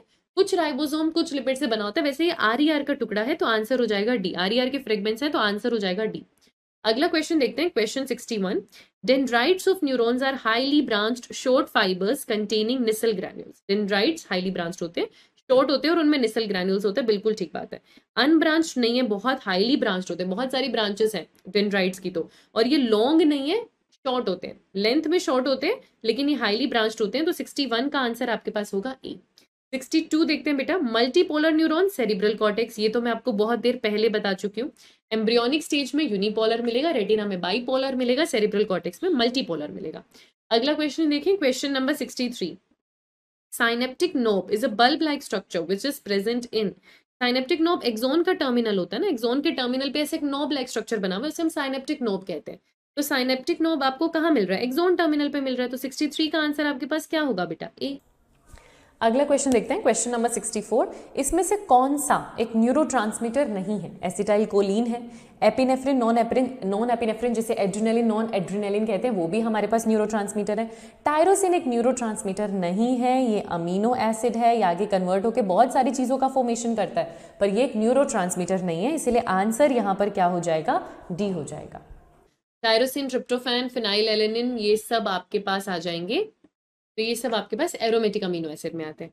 अगला क्वेश्चन देखते हैं, क्वेश्चन नंबर 65। चलो, आपके पास एक पैराग्राफ दिया हुआ है, आपको करेक्टली फिल करना है, फिल इन द ब्लैंक्स, है ना। रेस्टिंग स्टेट में जो एक्सोनल मेम्ब्रेन होती है is dash with more dash, is dash with more dash, dash में इन्होंने लिखा हुआ है इज डीपोलराइज्ड। रेस्टिंग स्टेट में आप उसको पोलराइज बोलोगे, डीपोलराइज थोड़ी बोलोगे, तो डीपोलराइज वाले ऑप्शन हटा दो। जब रेस्टिंग स्टेट में होती है तो एक्सोन को पोलराइज बोलते हैं बेटा, डीपोलराइज थोड़ी बोलते हैं। तो उस पोलराइज स्टेट में with more dash ions outside than inside, तो जब वो रेस्टिंग स्टेट में होती है तो बाहर ज्यादा पॉजिटिव चार्ज होता है, ठीक है। तो आपसे क्या पूछ रहे हैं? With dash ions outside than inside, बाहर क्या ज्यादा है? बाहर पॉजिटिव चार्ज ज्यादा है, तो पॉजिटिव ज्यादा है, आंसर डी हो जाएगा। The unequal distribution of ions is due to the selective permeability of the membrane, which forms an almost impenetrable barrier to sodium. क्योंकि रेस्टिंग स्टेट में ना पोटेशियम के लिए परमेबिलिटी बढ़ा लेती है मेम्ब्रेन, सोडियम को अंदर आने नहीं देती, पोटेशियम को बाहर भेजती है, तो नेगेटिव चार्ज क्रिएट होता है। तो बैरियर उसने किसके लिए लगाया है? सोडियम के लिए लगाया है। And the action of dash and the action of sodium potassium pump, sodium potassium pump मदद करता है नेगेटिव चार्ज क्रिएट करने में। It pumps 3 sodium out and 2 potassium inside, 3 sodium को बाहर धक्का भेजा जाता है, बदले में सिर्फ 2 पोटेशियम अंदर लाए जाते हैं, तो इवेंचुअली क्या होता है? अंदर एक नेगेटिव चार्ज क्रिएट होता है।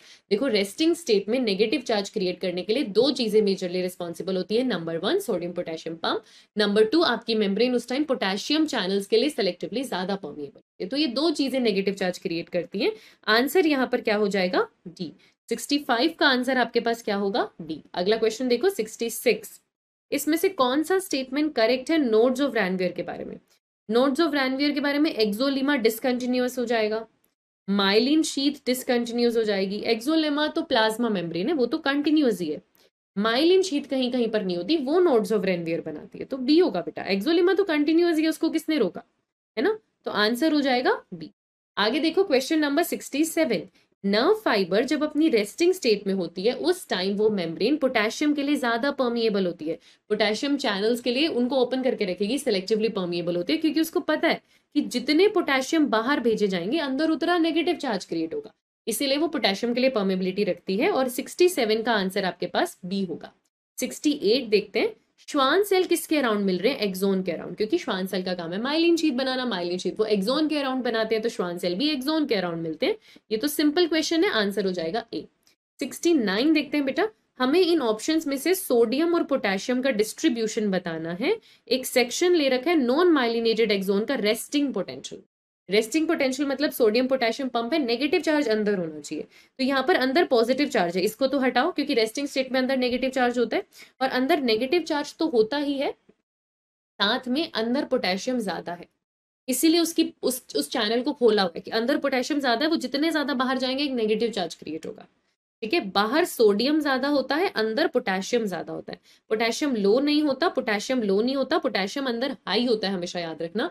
रेस्टिंग स्टेट में बाहर सोडियम ज्यादा, अंदर पोटेशियम ज्यादा, इसीलिए उसकी परमेबिलिटी बढ़ा दी ताकि वो जितना बाहर जाएगा नेगेटिव चार्ज क्रिएट करवाएगा। तो आंसर हो जाएगा 69 का ए।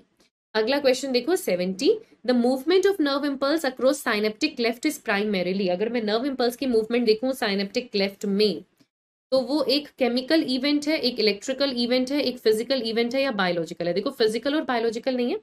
अगर साइनेप्टिक क्लेफ्ट की बात करें तो न्यूरोट्रांसमीटर लेके जाते हैं। न्यूरोट्रांसमीटर एक तरीके का केमिकल है, इसलिए उसको केमिकल इवेंट बोलते हैं। अगर ये इलेक्ट्रिकल साइनेप्स की बात करते हैं तो इलेक्ट्रिकल इवेंट बोलते हैं। सिर्फ साइनेप्स की बात करते हैं तो इलेक्ट्रोकेमिकल इवेंट बोला जाता है। यहाँ इन्होंने न्यूरोट्रांसमीटर बोल दिया और साइनेप्टिक क्लेफ्ट भी बोल दिया। साइनेप्टिक क्लेफ्ट मतलब केमिकल साइनेप्स, केमिकल साइनेप्स मतलब केमिकल इवेंट। तो 70 का आंसर क्या हो जाएगा? ए। इलेक्ट्रिकल साइनेप्स बोलते तो इलेक्ट्रिकल इवेंट कह देते हैं। अगला क्वेश्चन देखो 71, सोडियम पोटेशियम पंप का काम क्या है जी? 3 सोडियम बाहर भेजना, 2 पोटेशियम अंदर। तो potassium into the neuron and sodium बाहर। तो आंसर क्या हो जाएगा? डी। 71 का आंसर क्या हो जाएगा? डी। 72 देखो, जो जॉइंट होता है between axon of a neuron and dendrite of the next, उसे साइनेप्स कहते हैं। वो जंक्शन जहां एक न्यूरॉन खत्म हो रहा है उसका एक्सोन है और दूसरे का डेंड्राइट है, उसी को हम साइनेप्स कहते हैं। अब तो ऐसी हम बहुत सारी इमेजेस भी देख चुके हैं। 72 का ए होगा। 73 देखो, Which of the following statement are correct regarding sodium potassium pump? इसमें से कौन सा सोडियम पोटेशियम पंप के लिए करेक्ट है? It needs energy to work. बिल्कुल, पंप है तो उसको एटीपी चाहिए। वो 3 सोडियम को बाहर एक्सपेल करता है, बदले में सिर्फ 2 पोटेशियम को अंदर इंपोर्ट करता है। सही बात है। It works against a concentration gradient. बेटा जो भी चीज एक्टिव है अगेंस्ट द कंसेंट्रेशन ग्रेडियंट काम कर रही है, और वो रेस्टिंग पोटेंशियल मेंटेन करने का काम करता है। हाँ, सारी ऑप्शन ठीक है, आंसर डी हो जाएगा। जो सोडियम पोटेशियम पंप है और जो पोटेशियम चैनल्स की परमेबिलिटी है, ये दोनों चीजें चाहिए होती है रेस्टिंग पोटेंशियल मेंटेन करने के लिए। आंसर डी होगा।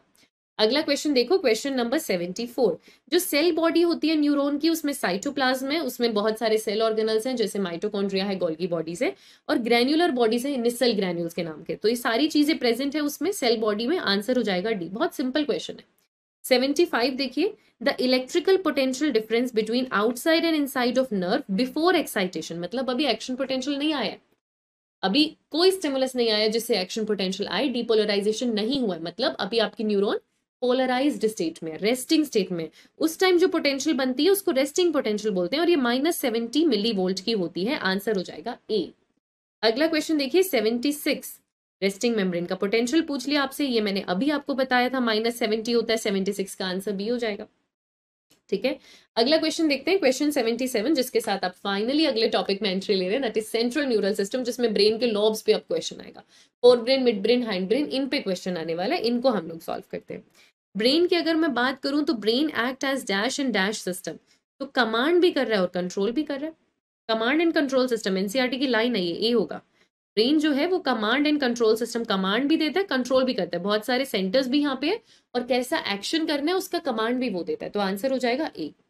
अगला क्वेश्चन देखते हैं, क्वेश्चन नंबर 78, ब्रेन का कौन सा पार्ट जिसमें सेटाइटी सेंटर है? बेटा सेटाइटी सेंटर मतलब जिससे मुझे ये पता चलता है कि मेरा पेट भर गया, हंगर का सेंटर है ना, जहां से आपको सेटिएशन फील हो। तो थर्स्ट का सेंटर और सेटाइटी सेंटर ये रेगुलेशन हाइपोथैलेमस करता है। तो आंसर हो जाएगा बी। तो 78 का आंसर मेरे पास होगा डी, बी नहीं डी। 78 का आंसर मेरे पास होगा डी।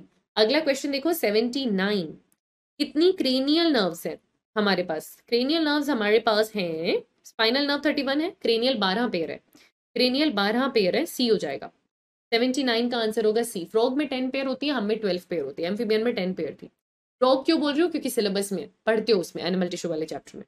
हाइपोथैलेमस क्या क्या रेगुलेट करे? Hunger, सेटाइटी, osmo regulation, thermo regulation, सब।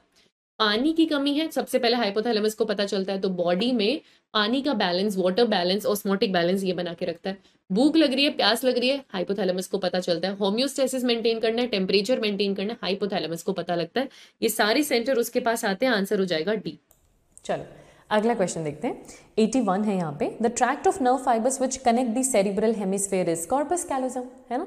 नर्व फाइबर जो कनेक्ट करते हैं दोनों सेरिब्रल हेमिस्फेयर को, आंसर क्या हो जाएगा? बी हो जाएगा। अगला क्वेश्चन देखो 82, इसमें से कौन सा स्टेटमेंट इनकरेक्ट है? सीएनएस साइट है जहाँ पे इंफॉर्मेशन प्रोसेसिंग एंड कंट्रोल है। सीएनएस में ब्रेन और स्पाइनल कोड आएगा, बिल्कुल आएगा, सही बात है। पीएनएस में बॉडी की सारी नर्व्स आ जाती हैं जो सीएनएस से एसोसिएटेड है। पीएनएस का मतलब भी आप सारे नर्व फाइबर्स की बात कर रहे हो, चाहे वो एसएनएस को जाने वाली नर्व हो या फिर ऑटोनॉमिक नर्वस सिस्टम को, विच इज करेक्ट। सीएनएस की नर्व फाइबर्स दो तरीके की होती हैं, एफरेंट एंड ईफरेंट। बेटा ये गलत हो जाएगा, पीएनएस की दो तरीके की होती है, सीएनएस की नहीं। तो ये स्टेटमेंट इनकरेक्ट हो जाएगा। ये टाइपिंग एरर था जो मैंने पहले ही ठीक कर दिया, वो सीएनएस लिखा हुआ है और वो इनकरेक्ट भी है। आंसर यहाँ पर क्या हो जाएगा? डी हो जाएगा बच्चे। 83 देखो, न्यूमेटॉक्सिक सेंटर कहाँ है जी? पोन्स में, पोन्स वेरुलाई में है, रेस्पिरेटरी कंट्रोल के लिए होता है। आंसर हो जाएगा ए। या breathing and exchange of gases में जो लास्ट में रेगुलेशन वाला पैराग्राफ है उसमें भी लिखा हुआ है कि जनरली तो रेगुलेशन का जो सेंटर है, जो रेस्पिरेशन का सेंटर है, वो मेडुला ऑब्लोंगेटा होता है, इनवॉलेंट्री कंट्रोल।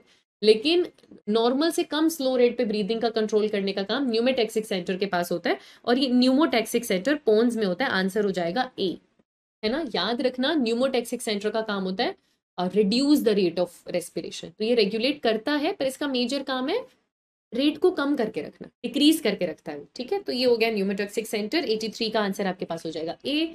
अगला क्वेश्चन देखो 84, रेस्पिरेटरी कंट्रोल सेंटर। वैसे याद रखना respiratory control centre medulla oblongata के पास है। मैंने आपको ट्रिक सिखाई थी आरसीजी, एक ट्रिक होती है, जिसने नहीं सीखी सीख लो आरसीजी। आर से रेस्पिरेटरी कंट्रोल, सी से कार्डियोवेस्कुलर रिफ्लेक्सेस और जी से गैस्ट्रिक सिक्रीशन। गैस्ट्रिक सिक्रीशन, ये तीनों चीजें मेडुला के कंट्रोल में आती हैं। तो आरसीजी, जो आरसीबी फैंस है वो आरसीजी को याद रखिएगा। 84 का आंसर बी होगा। 85 देखो, थैलेमस और हाइपोथैलेमस कहाँ पर है? सेरिब्रम में है। ये तो हमने एनसीईआरटी में पढ़ा है, कोई दिक्कत की बात नहीं है। जो मेजर एसोसिएशन एरिया है मेमोरी और कम्युनिकेशन के लिए, जहां पर आपको इंटरन्यूरॉन्स भी मिल रहे हैं, वो आपका थैलेमस है, ठीक है। और थैलेमस के नीचे हाइपोथैलेमस होता है, ऊपर एपिथैलेमस होता है और ये सब सेरिब्रम में प्रेजेंट होता है। तो आंसर आपके पास क्या हो जाएगा? 85 का आंसर हो जाएगा बी। अच्छा, लेकिन एक दिक्कत है, यहाँ सेरिब्रम भी दिया हुआ है, यहाँ डायनसिफलन भी दिया हुआ है।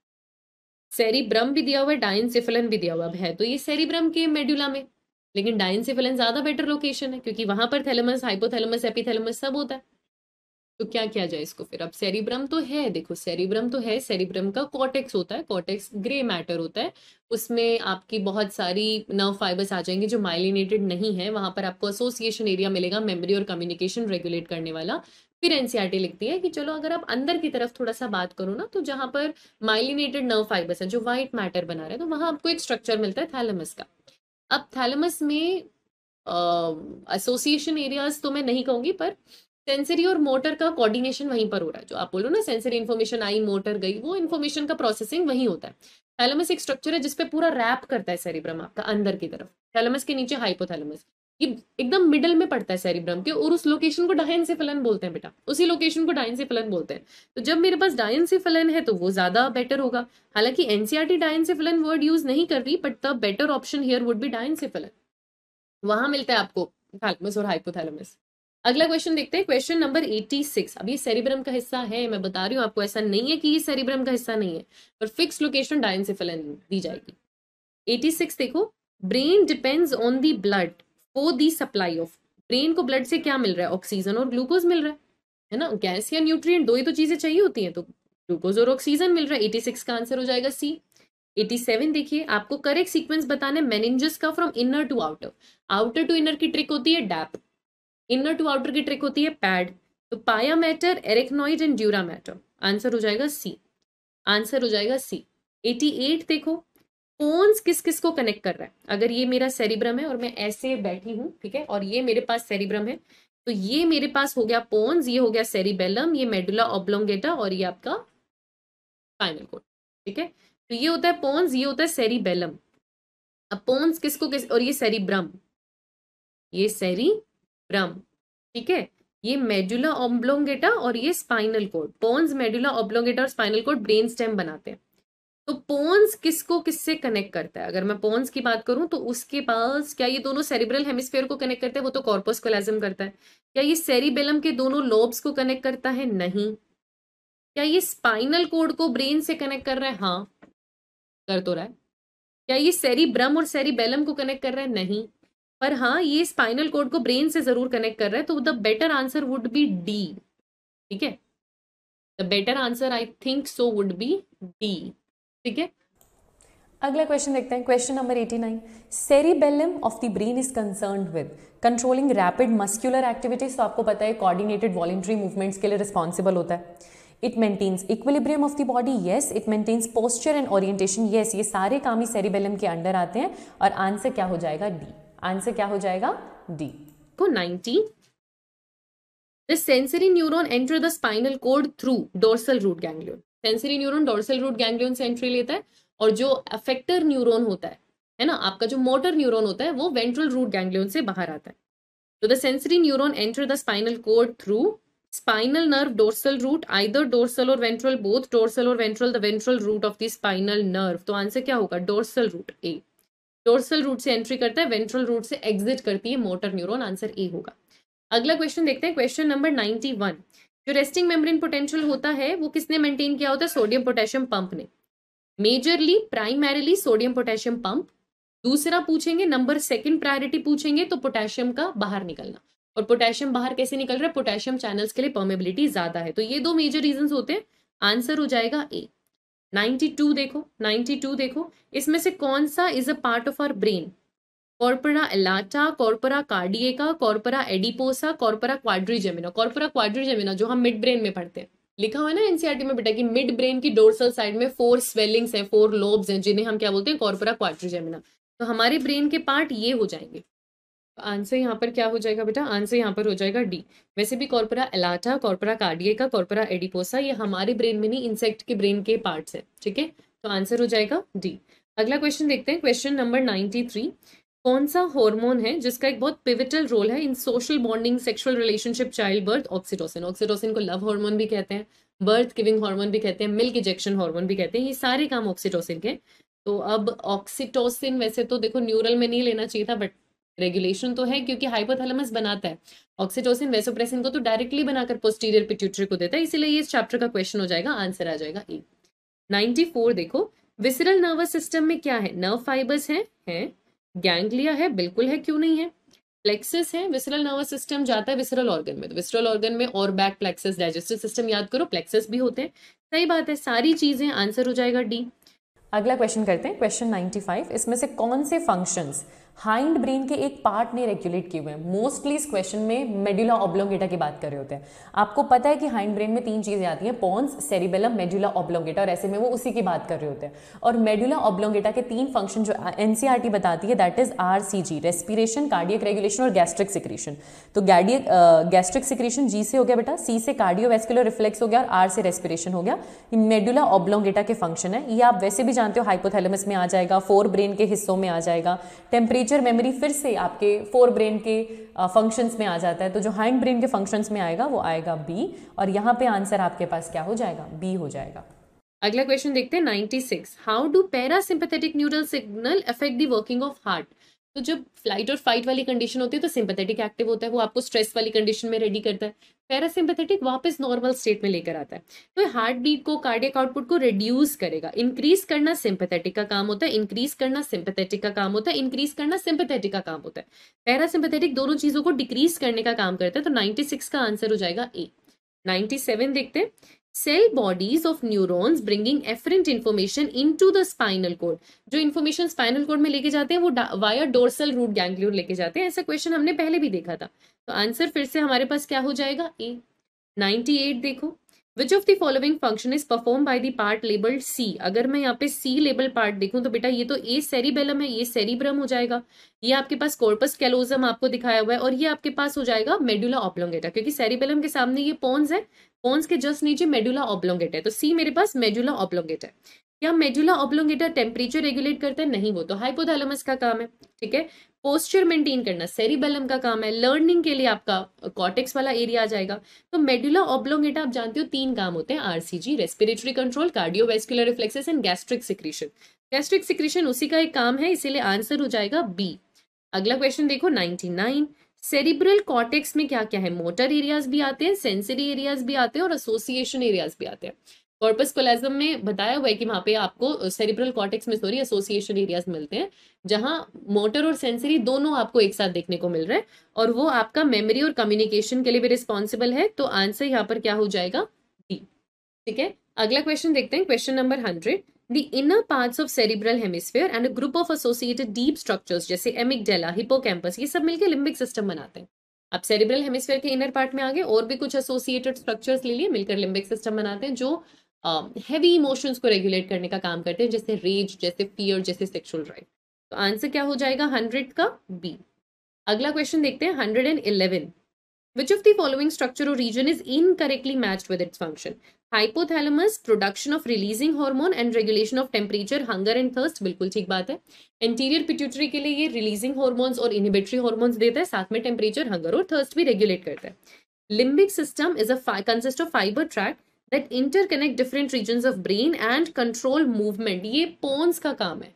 NCERT रीड करना तो हैंड ब्रेन में ये डेफिनेशन पोन्स के लिए लिखी हुई है कि उसमें एक फाइबर ट्रैक है जो डिफरेंट रीजन्स ऑफ ब्रेन को रेगुलेट करता है, और मूवमेंट कंट्रोल करने का काम सेरिबेलम का होता है। लिम्बिक सिस्टम की फंक्शन नहीं है, ये इनकरेक्ट है। मेडुला आपको बताया बेटा मैंने, रेस्पिरेशन भी, कार्डियोवेस्कुलर भी, और मेडुला ऑब्लोंगेटा खैर एक साथ होना चाहिए था, फिर हाइफन आना चाहिए था। कार्डियोवेस्कुलर रिफ्लेक्सेस भी और गैस्ट्रिक सिक्रीशन भी, ये करेक्ट है, ये करेक्ट है।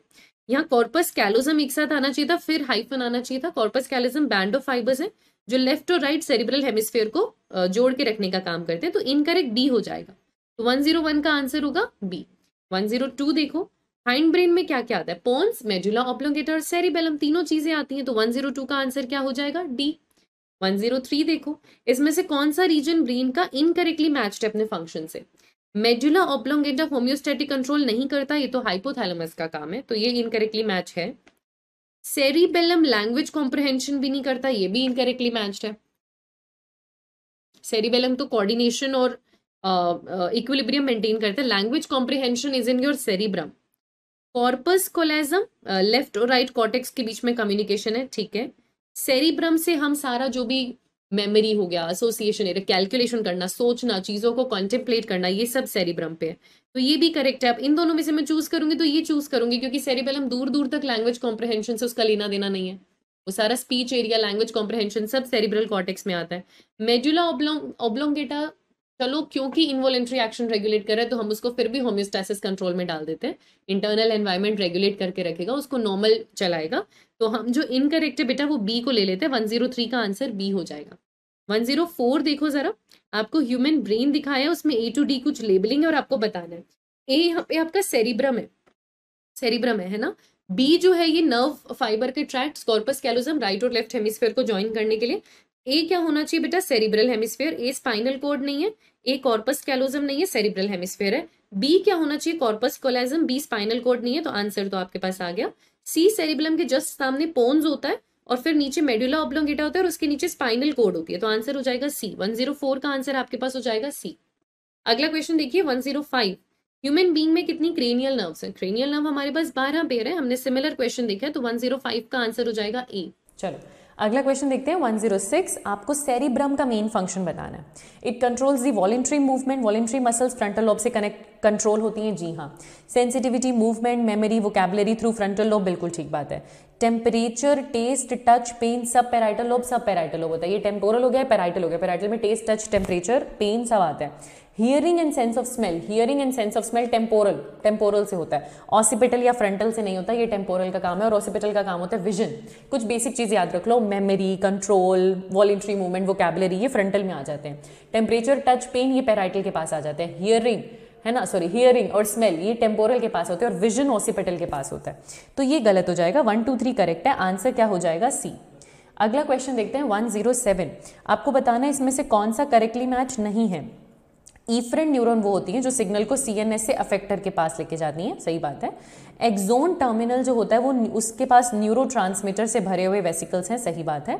लिम्बिक सिस्टम में हाइपोथैलेमस के साथ है ना ऐसे एरियाज होते हैं, मतलब अंडरलाइंग एरियाज होते हैं हाइपोथैलेमस के साथ, जो कि रेगुलेशन करे होते हैं बहुत से बिहेवियर्स का, जैसे सेक्सुअल बिहेवियर्स, जैसे expression of emotional reaction, motivation, ये बात भी ठीक है। Association area is present in cerebellum, no cerebrum, and it's responsible for intersensory association, memory and communication, that is correct, but it is not present in cerebellum, इसीलिए ये गलत हो जाएगा और आंसर आपके पास क्या आ जाएगा? डी आ जाएगा। 108 देखिए, वॉमिटिंग सेंटर कहाँ है? मेडुला। देखो मेडुला बहुत सारे इनवॉलेंट्री रिफ्लेक्सेस रेगुलेट करता है, कुछ जो हमारी लाइफ को रेगुलेट करते हैं जैसे रेस्पिरेशन, जैसे कार्डियक एक्टिविटी, गैस्ट्रिक सिक्रीशन, कुछ जो इनवॉलेंट्री है पर इतना हमको जिंदा रहने के लिए नहीं चाहिए, जैसे स्नीजिंग, कफिंग, वॉमिटिंग, वो सब भी किसके पास आता है? मेडुला के रेगुलेशन में आता है। आंसर हो जाएगा सी। अगला क्वेश्चन देखते हैं 109। ऑटोनॉमिक नर्वस सिस्टम का कंट्रोलिंग सेंटर क्या है? हाइपोथैलेमस बेटा। चाहे वो सिंपैथेटिक हो, पैरासिम्पैथेटिक हो, पर कंट्रोल सेंटर तो हाइपोथैलेमस ही रहेगा। आंसर यहाँ पर क्या हो जाएगा? ए। आंसर यहाँ पर क्या हो जाएगा? ए हो जाएगा बेटा। 110 देखो, बोनी स्ट्रक्चर जो हमारा स्कल है, जो ब्रेन बॉक्स है, उसके अंदर भी ब्रेन के किसी चीज से कवर्ड है, जिसे हम मेनिंजस कहते हैं। बाहर कवरिंग होने के बावजूद अंदर मेनिंजस होते हैं, है ना, ड्यूरा मैटर, एरेक्नोइड और पाया मैटर। अगला क्वेश्चन देखते हैं, क्वेश्चन नंबर 111। फोर ब्रेन में क्या क्या आ रहा है? Cerebellum, thalamus, hypothalamus. बिल्कुल, थैलेमस के ऊपर सेरिब्रम रैप होता है, थैलेमस के नीचे हाइपोथैलेमस होता है। थैलेमस आपका रिले सेंटर है, तो आंसर हो जाएगा डी। अगला क्वेश्चन देखिए 112। इसमें से कौन सा ऑप्शन करेक्टली आइडेंटिफाई कर रहा है सिंपैथेटिक और पैरासिम्पैथेटिक को? चलो देखो जरा, जैसे सिंपैथेटिक के अंदर इन्होंने बोला है कि सेलिवरी ग्लैंड्स को रेगुलेट करेगा, ठीक है, और पैरासिम्पैथेटिक के लिए बोला है कि, अच्छा, सिंपैथेटिक के लिए बोला है कि वो सेलिवरी ग्लैंड्स का सिक्रीशन करवाएगा, पैरासिम्पैथेटिक के लिए बोला है कि वो इनहिबिट करवाएगा। बेटा जब आपको डर लगता है तो भूख थोड़ी लगती है, तब किसी चीज को देख के सलाइवा थोड़ी सिक्रीट होगा, क्योंकि तब तो भूख मर जाती है जब डर लगता है। तो ये तो गलत है, सेलिवरी ग्लैंड्स का सिक्रीशन रोकेगा सिंपैथेटिक। अच्छा, सिंपैथेटिक क्या करता है? प्यूपिल को डायलेट करता है, क्योंकि किसी को कोई डर, जिस चीज से डर लगे उसको देख के आंखें फटी की फटी रह जाती है, तो वो डायलेट करता है उसको। और पैरासिम्पैथेटिक कंस्ट्रिक्ट करता है, ये बात ठीक है। सिंपैथेटिक हार्ट रेट को डिक्रीज नहीं करता, बढ़ाता है, इसलिए ये गलत हो जाएगा। सिंपैथेटिक इंटेस्टाइनल पेरिस्टाल्सिस को स्टिमुलेट नहीं करता, डिक्रीज करता, भूख नहीं लगती उस टाइम जब डर लगता है। तो करेक्ट तो मेरे पास क्या हो जाएगा? बी। करेक्ट मेरे पास क्या हो जाएगा? बी। एक पूरा चार्ट बना हुआ है, इसको जितना बार हो सके वो चार्ट रिवाइज कर लो, सारे सिंपैथेटिक और पैरासिम्पैथेटिक के फंक्शन उसमें दिए होते हैं। आंसर हो जाएगा बी। 113 देखो, कॉर्पस कैलोजम क्या है? दोनों सेरिब्रल हेमिस्फेयर को कनेक्ट करने वाला ट्रैक्ट ऑफ नर्व फाइबर्स है, एनसीईआरटी में डेफिनेशन दी हुई है। आंसर हो जाएगा ए। 114 देखो, वो केनाल जो मिड ब्रेन में से पास करती है, एनसीईआरटी की डेफिनेशन है, उसे हम सेरिब्रल एक्विडक्ट कहते हैं। मिड ब्रेन के पीछे जो 4 स्वेलिंग्स प्रेजेंट है, लोब्स स्वेलिंग्स, उन्हें हम कॉर्पोरा क्वाड्रिजेमिना कहते हैं, डक्ट को सेरिब्रल एक्विडक्ट कहते हैं, दोनों मिड ब्रेन का हिस्सा है। 114 का आंसर हो जाएगा सी। 115 देखो, इसमें से कौन सा स्ट्रक्चर डायनसिफलन में मिलता है? डायनसिफलन में मैंने आपको बताया था ना, वो पोजीशन है थैलेमस और हाइपोथैलेमस की। थोड़ी देर पहले ऐसा क्वेश्चन आया था कि सेरिब्रम में प्रेजेंट है थैलेमस और हाइपोथैलेमस कहाँ है? तो सेरिब्रम में। सेरिब्रम में कहाँ? डायनसिफलन। उस पोजीशन को हम डायनसिफलन कहते हैं। तो डायनसिफलन पे मुझको क्या मिल रहा है? हाइपोथैलेमस। वहां मुझे थैलेमस भी मिलता है, वहां मुझे एपिथैलेमस भी मिलता है। तो आंसर क्या हो जाएगा 115 का? डी। 116 देखिए, जो एसोसिएशन एरिया होते हैं, एसोसिएशन एरिया में इंटरसेंसरी एसोसिएशन की बात करें, एसोसिएशन एरिया थोड़ा सा, अगर मैं सेरिब्रम के व्हाइट मैटर की बात करूं तो वहां मुझे ये एसोसिएशन एरिया मिलता है, जहां सेंसरी न्यूरॉन भी है, मिक्स्ड न्यूरॉन भी है, मोटर न्यूरॉन भी है, इंटरसेंसरी भी है, और वो कम्युनिकेशन और मेमोरी दोनों में मदद कर रहा है। तो 116 का आंसर हो जाएगा डी। राइट, तो आंसर हो जाएगा डी। अगला क्वेश्चन देखो 117। प्राइमरी विजुअल एरिया कहाँ है? द प्राइमरी विजुअल एरिया मतलब जो ऑप्टिक नर्व जहां जाएगी, एक्चुअली वो है तो ऑसिपिटल लोब में, यहाँ है। ऑल्फैक्ट्री का जो एरिया, ऑल्फैक्ट्री लोब या ऑल्फैक्ट्री एरिया, वो फ्रंटल और टेम्पोरल से एसोसिएटेड है। विजुअल वाला एरिया ऑसिपिटल में जाता है, ऑसिपिटल लोब में जाता है। आंसर बी होगा। 117 का आंसर हो जाएगा बी। चलो अगला क्वेश्चन देखते हैं 118। जितनी भी सेंसरी इंफॉर्मेशन कॉन्शियसली रजिस्टर होनी है फोर ब्रेन में, लेकिन वो कहां से पास होनी चाहिए? रेटिकुलर एक्टिवेटिंग सिस्टम बेटा, वो सबकॉन्शियस ब्रेन उसी में कहलाता है। अच्छा, थैलेमस भी तो लिखा हुआ है, थैलेमस होगा, थैलेमस होगा। कोई भी इंफॉर्मेशन है बॉडी से ब्रेन में जानी है, स्टोर होने, सेंसरी है, मतलब बॉडी से किसी अफेक्टेड ऑर्गन से मिली है, ब्रेन में जानी है, उसको थैलेमस पास होके ही जाना पड़ता है, क्योंकि थैलेमस पे पूरा सेरिब्रम रैप है और सारे सेंटर सेरिब्रम पे है, तो उसको थैलेमस में से पास होके जाना पड़ता है, हमेशा उसके थ्रू ही जाना पड़ेगा। आंसर ए होगा, ज्यादा बेटर आंसर ए होगा। 118 का आंसर हो जाएगा ए। तभी तो एनसीईआरटी थैलेमस को लिखती है कि it is a major coordinating centre between sensory and motor signalling, ऐसा लाइन लिखती है एनसीईआरटी। सेंसरी इन्फॉर्मेशन इसके थ्रू होके जाएगी, मोटर इसके थ्रू निकल के जाएगी, वो कोऑर्डिनेशन सेंटर है for sensory and motor signalling. 118 का आंसर हो जाएगा ए। 119 देखो बच्चे, ह्यूमन का बॉडी टेम्परेचर हाइपोथैलेमस, ये तो अब हम बहुत बार देख चुके हैं, ठीक है। चलो एग्जाम ड्रिल कर ले फटाफट से। पहला क्वेश्चन देखो, nerves carrying impulses to CNS are known as, जो सीएनएस की तरफ जाएगी दैट इज एफरेंट, जो सीएनएस से आएगी that is efferent.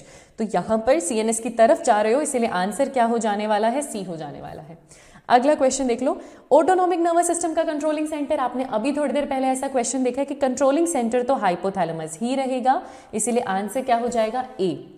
Bipolar neuron, आपने 3 तरीके की न्यूरॉन पढ़ी है, यूनिपोलर, बाईपोलर, मल्टीपोलर। यूनिपोलर आपने पढ़ी है एम्ब्रियो में, बाईपोलर आपने पढ़ी है रेटिना में, और मल्टीपोलर आपने पढ़ी है सेरिब्रल कॉर्टेक्स में। बाईपोलर मतलब 2 पोल हैं, एक उसके पास एक्सोन होगा और एक उसके पास डेंड्रोन होगा, तो एक डेंड्राइट और एक एक्सोन, इसीलिए आंसर क्या हो जाएगा, सी हो जाएगा।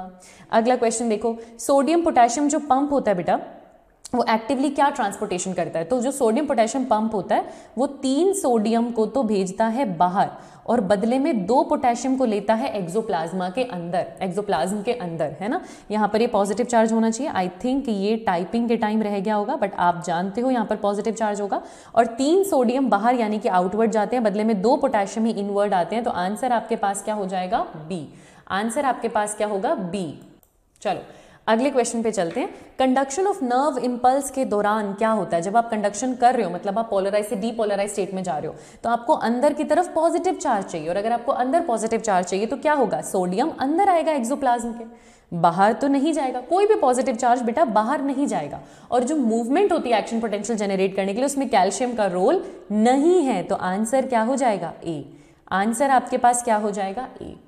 अगला क्वेश्चन देखते हैं, अगर मैं एक्सोन की बात करती हूँ तो नर्व इंपल्स कैसे ट्रैवल कर रहा है, आप जानते हो ये आपके पास इस तरीके से डेंड्राइट है, ये आपके पास इस तरीके से एक्सोन है, और ये आपके पास एक्सोन का टर्मिनल है, जिनको यहाँ पर एंड में आपको साइनेप्टिक नोब देखने को मिलेगा जिसमें साइनेप्टिक वेसिकल्स हैं, और ये आपके पास डेंड्राइट है, ये आपके पास डेंड्राइट है, ये आपके पास न्यूक्लियस है क्योंकि ये आपकी सेल की बॉडी, और ये एक्सोन है।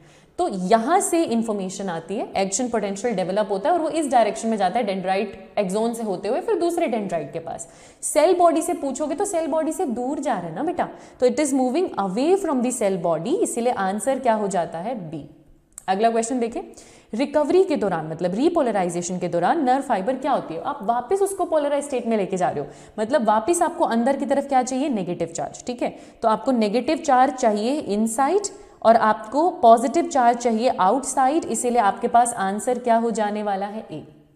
पोलराइज्ड नेगेटिव अंदर होता है, डीपोलराइज पॉजिटिव अंदर होता है, रीपोलराइज में वापस नेगेटिव अंदर हो जाता है, आंसर क्या होगा, ए। अगला क्वेश्चन देखो, इसमें से कौन सा आयन आपको चाहिए नर्व कंडक्शन करवाने के लिए, सोडियम पोटेशियम कैल्शियम तीनों। देखो एक्सोन में एक्शन पोटेंशियल डेवलप करना और आगे लेके जाना सोडियम पोटेशियम, पर एक एक्सोन टर्मिनल से दूसरे डेंड्राइट पे लेके जाने के लिए वहां कैल्शियम भी चाहिए आपको, तो तीनों ही चाहिए होते हैं, कैल्शियम सोडियम और पोटेशियम। आंसर आपके पास क्या होगा, ए होगा। अगला क्वेश्चन देखो, during rest sodium pump of a nerve result in, ठीक है, रेस्टिंग स्टेज मतलब पोलराइज स्टेज, तो उस टाइम सोडियम पंप क्या कर रहा है, पंप तो वैसे भी 3 सोडियम को बाहर भेजता है और बदले में सिर्फ 2 पोटेशियम को अंदर लाता है ना, तो ज्यादा सोडियम को वो पंप आउट करता है as compare to the potassium जो उसने अंदर लिया, आंसर होगा ए। ज्यादा पॉजिटिव चार्ज वो बाहर भेजता है as compare to the potassium charge जो वो अंदर लेता है, इसलिए नेट चार्ज अंदर हो जाता है नेगेटिव, यही तो करना है। आंसर आपके पास फिर से क्या होने वाला है, यहाँ पे ए होने वाला है बेटा। अगला क्वेश्चन देखते हैं, कौन सा नेटवर्क है जो न्यूरल सिस्टम देता है, तो neural system point to point connection देता है ना, पॉइंट टू पॉइंट कनेक्शन हमें कौन दे रहा है, न्यूरल सिस्टम दे रहा है, और प्रॉपर इंटीग्रेशन कोऑर्डिनेशन वो केमिकल कोऑर्डिनेशन एंड इंटीग्रेशन की होती है, यहां पर आंसर क्या होगा, बी। अगला क्वेश्चन देखो, transmission of impulse through neuron कैसा फिनोमेना, इलेक्ट्रोकेमिकल, केमिकल्स इन्वॉल्व है, न्यूरोट्रांसमीटर्स इन्वॉल्व है, पोटेंशियल डेवलप होती है तो वहां पर इलेक्ट्रिकल भी आ गया आपके पास, और दूसरा देखो इलेक्ट्रिकल कनेक्शन से इलेक्ट्रिकल साइनेप्स है और केमिकल साइनेप्स है, तो दोनों ही चीजें यहाँ पर प्रेजेंट है, इलेक्ट्रोकेमिकल फिनोमेना है, आंसर क्या हो जाएगा, सी हो जाएगा। रेस्टिंग पोटेंशियल किसकी वजह से आती है, जो रेस्टिंग स्टेज में अंदर की तरफ एक नेगेटिव चार्ज है, जो -70 मिलीवोल्ट का चार्ज आपके पास है, वो किसकी वजह से है, एनर्जी ऑफ माइटोकॉन्ड्रिया की रिड्यूस्ड एनर्जी नहीं, action potential deplete transmitter substances ऐसा नहीं है, different concentration of ions across the cell, अंदर नेगेटिव चार्ज ज्यादा है बाहर पॉजिटिव चार्ज ज्यादा है, इसलिए नेट यहाँ पर एक डिफरेंस क्रिएट होता है और एक पोटेंशियल डेवलप हो जाती है, अलग अलग आयन्स की कंसेंट्रेशन की वजह से वो डेवलप होती है, पंप यहाँ पे काम कर रहा होता है, आंसर होगा सी। अगला क्वेश्चन देखो, अगर मैं सेरिब्रल कॉर्टेक्स की बात करूं तो उसकी आउटर लेयर बेटा ग्रे मैटर होती है, ग्रुप ऑफ साइटोन्स की वजह से ग्रे मैटर होती है। ये चीज सेरिब्रम में अलग है, स्पाइनल कॉर्ड में अलग है। स्पाइनल कॉर्ड में बाहर की तरफ आपको व्हाइट मैटर मिलता है, लेकिन सेरिब्रम में बाहर की तरफ आपको ग्रे मैटर मिलता है। आई होप ये बात आप याद रखोगे और आंसर क्या हो जाएगा, सी हो जाएगा। अगला क्वेश्चन देखते हैं बेटा, गैस्ट्रिक जूस की सिक्रीशन कौन कंट्रोल कर रहा है? याद है मैंने आपको बताया RCG, तो उसमें ये गैस्ट्रिक सिक्रीशन आ गया ना, जो कि किसके अंडर था, मेड्यूला के अंडर। हमने हाइंड ब्रेन के फंक्शन में पढ़ा था, आंसर हो जाएगा डी। अगला क्वेश्चन देखो, अगर आप सेंस ऑफ स्मेल की बात कर रहे हो तो स्मेल एंड हियरिंग ये किसके पास है, ये टेम्पोरल लोब के पास है। और टेम्पोरल लोब किसका आ जाएगा, अच्छा sense of smell olfactory lobe भी हो जाएगा, हाँ सही बात है, ऑल्फेक्शन हो गया ना स्मेल से एसोसिएटेड, तो वो है कहाँ, वो टेम्पोरल रीजन में, वो बात अलग है। आंसर यहाँ पर क्या हो जाएगा, बी। अगला क्वेश्चन देखते हैं, पुरकिंजे सेल्स कहाँ मिलते हैं, सेरिब्रल कॉर्टेक्स में। आप वैसे पुरकिंजे फाइबर से जो आपका दिमाग है वो हो सकता है हार्ट में जाए, मेमेलियन हार्ट में जाए, पर वो पुरकिंजे फाइबर हैं, ये पुरकिंजे सेल्स हैं। तो प्लीज देखना फाइबर लिखा है या सेल्स लिखा है, और ये जो स्पेशल पुरकिंजे सेल्स हैं ये सेरिब्रल कॉर्टेक्स में होता है। ये एनसीईआरटी में नहीं लिखा जाता, पर इतनी इंफॉर्मेशन आपके काम आ सकती है। आंसर हो जाएगा ए। अगला क्वेश्चन देखते हैं, आपको करेक्ट मैच बताना है। यूनिपोलर न्यूरॉन आपको एम्ब्रियोनिक स्टेज में मिलेगा, बाईपोलर आपको रेटिना में मिलता है, आपको कॉर्निया में नहीं मिलता, मल्टीपोलर आपको सेरिब्रल कॉर्टेक्स में मिलता है। तो करेक्ट कौन कौन है, 1 और 3, यानी कि ऑप्शन नंबर सी, यानी कि ऑप्शन नंबर सी। अगला क्वेश्चन देखो, मेमेलियन ब्रेन का वो पार्ट जो मस्कुलर कोऑर्डिनेशन के लिए रिस्पॉन्सिबल है, cerebellum. Balance, posture, equilibrium, involuntary coordination of muscles, ये सब के लिए कौन रिस्पॉन्सिबल होता है, सेरिबेलम, दैट इज डी। पहली बार जब आप वॉलंटरीली सीख रहे होते हो तो सेरिब्रम, बाद में उसका रेगुलेशन किसके पास आता है, सेरिबेलम के पास होता है। आंसर होगा डी। अगला क्वेश्चन देखते हैं, what is meant by coordination. Coordination क्या है, ऑर्गन्स के बीच में, ठीक है। क्या जरूरी है इसमें सिर्फ 2 या सिर्फ 3 ऑर्गन हो, ऐसा कुछ नहीं है, ऐसा कुछ नहीं है कि सिर्फ 2 ऑर्गन सिस्टम्स इंटरैक्ट करें, नहीं। कोऑर्डिनेशन बिटवीन 2 और मोर ऑर्गन्स, उसको आप कोऑर्डिनेशन कहते हो। ये स्टार्टिंग में एनसीईआरटी लिखती है और आंसर हो जाएगा डी। इसमें से क्या हमें एंडोक्राइन सिस्टम देता है, तो एंडोक्राइन सिस्टम हमें न्यूरॉन के थ्रू कनेक्शन नहीं देता, वो न्यूरल का काम है। केमिकल कोऑर्डिनेशन चैप्टर में जब आप एंडोक्राइन सिस्टम्स, एंडोक्राइन ग्लैंड्स के बारे में पढ़ते हो तो उनका जो रेगुलेशन है वो थ्रू हार्मोन है, वो थोड़ा सा स्लो है पर वो लॉन्ग लास्टिंग है। आंसर हो जाएगा सी। कॉर्पस कैलोजम हमने ये पढ़ा है, तो ये nerve tract of nerve fibres हैं जो दोनों सेरिब्रल हेमिस्फीयर को ज्वाइन करके रखने का काम करते हैं। याद रखना सेरिब्रल, सेरिबेलर नहीं, सेरिबेलर मतलब सेरिबेलम की बात कर रहे हैं, और ये किसको ज्वाइन करते हैं, सेरिब्रम को ज्वाइन करते हैं। तो आंसर आपके पास क्या हो जाएगा, ए। अगला क्वेश्चन देखते हैं बेटा, इसमें से कौन सा सेल सेंट्रल नर्वस सिस्टम में श्वान सेल की तरह काम कर रहा है, तो जो काम पीएनएस में श्वान सेल करता है वो काम सीएनएस में ओलिगोडेंड्रोसाइट करता है। आंसर आपके पास क्या हो जाएगा, सी। अगला क्वेश्चन देखो, पोन्स वेरोलाई की अगर मैं बात करूं ह्यूमन ब्रेन में तो वो कहाँ है, तो पहली बात तो ये हाइंड ब्रेन में है। अगर आप ब्रेन का डायग्राम देखो, मैं आपको एनसीईआरटी दिखा देती हूँ एक बार, तो आप यहाँ पे एनसीईआरटी देख लो बेटा एक बार। ये आपका हाइंड ब्रेन का हिस्सा है, यहाँ सेरिबेलम है, ये पोन्स है, ये मेडुला ऑब्लोंगेटा है, और जो हमसे पूछ रहे हैं वो पोन्स के बारे में पूछ रहे हैं।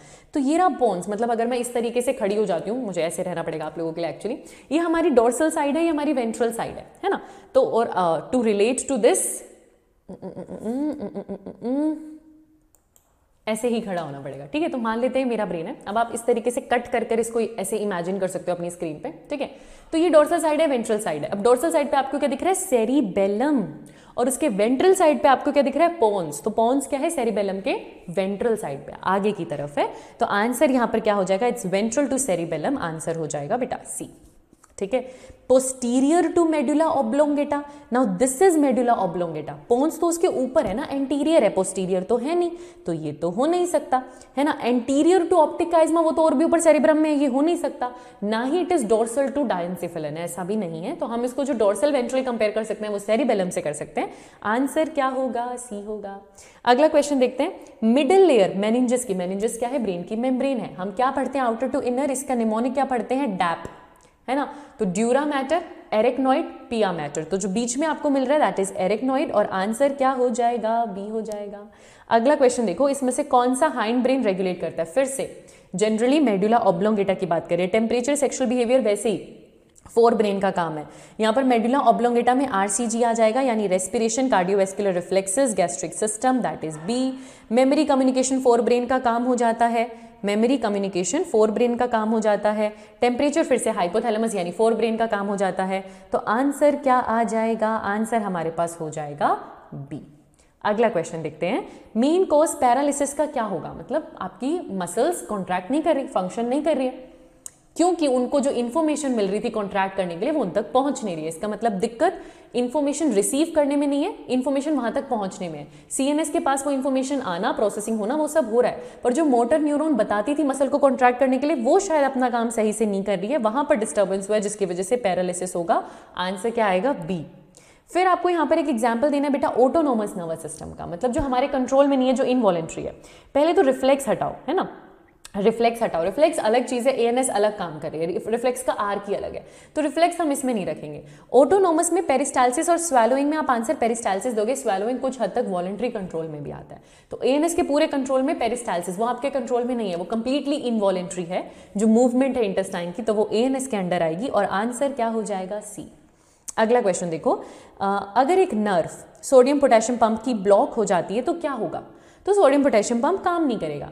जब सोडियम पोटेशियम पंप काम नहीं करेगा, और वो पंप करता क्या था, वो 3 सोडियम को बाहर भेजता था, तो वो बाहर नहीं भेजेगा तो अंदर सोडियम भर जाना चाहिए टेक्निकली। तो क्या दोनों सोडियम और पोटेशियम बाहर इंक्रीज हो जाएंगे? नहीं। क्या सोडियम बाहर इंक्रीज हो जाएगा, है ना, आउटसाइड, बाहर तो भेजता था ये पंप और वो तो काम करता नहीं है। क्या पोटेशियम अंदर इंक्रीज हो जाएगा? तो पोटेशियम को तो इसने अंदर भेजना था, ये भेज ही नहीं रहा, तो अंदर कैसे इंक्रीज हो जाएगा? तो आंसर आपके पास क्या आ जाएगा? सी आ जाएगा। आंसर आपके पास क्या आ जाएगा? सी आ जाएगा। अगला क्वेश्चन देखते हैं। डायग्राम आपको दिख रहा होगा, यहाँ पे न्यूरॉन है और आपको करेक्टली मैच बताना है। ये ए आपके पास क्या है? ये डेंड्राइट है, 2 ऑप्शन में मुझे दिया हुआ है। ये बी मेरे पास क्या है? ये सेल बॉडी या साइटोन है। ये सी मेरे पास क्या है? ये श्वान सेल है, ठीक है। ये डी क्या है? जहाँ पे माइलिन शीथ नहीं है वो नोड्स ऑफ रैनवियर है, और जो लास्ट यहाँ पर हमको दे रखा है वो साइनेप्टिक नोब्स हैं। तो आंसर क्या हो जाएगा? आंसर हो जाएगा बी। आंसर हो जाएगा बी। अगला क्वेश्चन देखते हैं। एक्सोन के 4 टर्मिनल एंड्स हैं और वो चारों 4 अलग अलग डेंड्राइट से कनेक्टेड हैं, तो क्या होगा? क्या नर्व इंपल्स मान लो इस एक्सोन से आई और हर नोब एक अलग डेंड्राइट से जाकर कनेक्ट कर गया, हर नोब एक अलग डेंड्राइट से जाकर कनेक्ट कर गया, तो क्या एक एक्शन पोटेंशियल 4 में बट गई होगी, इस वजह से यहां पर जाने के बाद वीक हो गई होगी?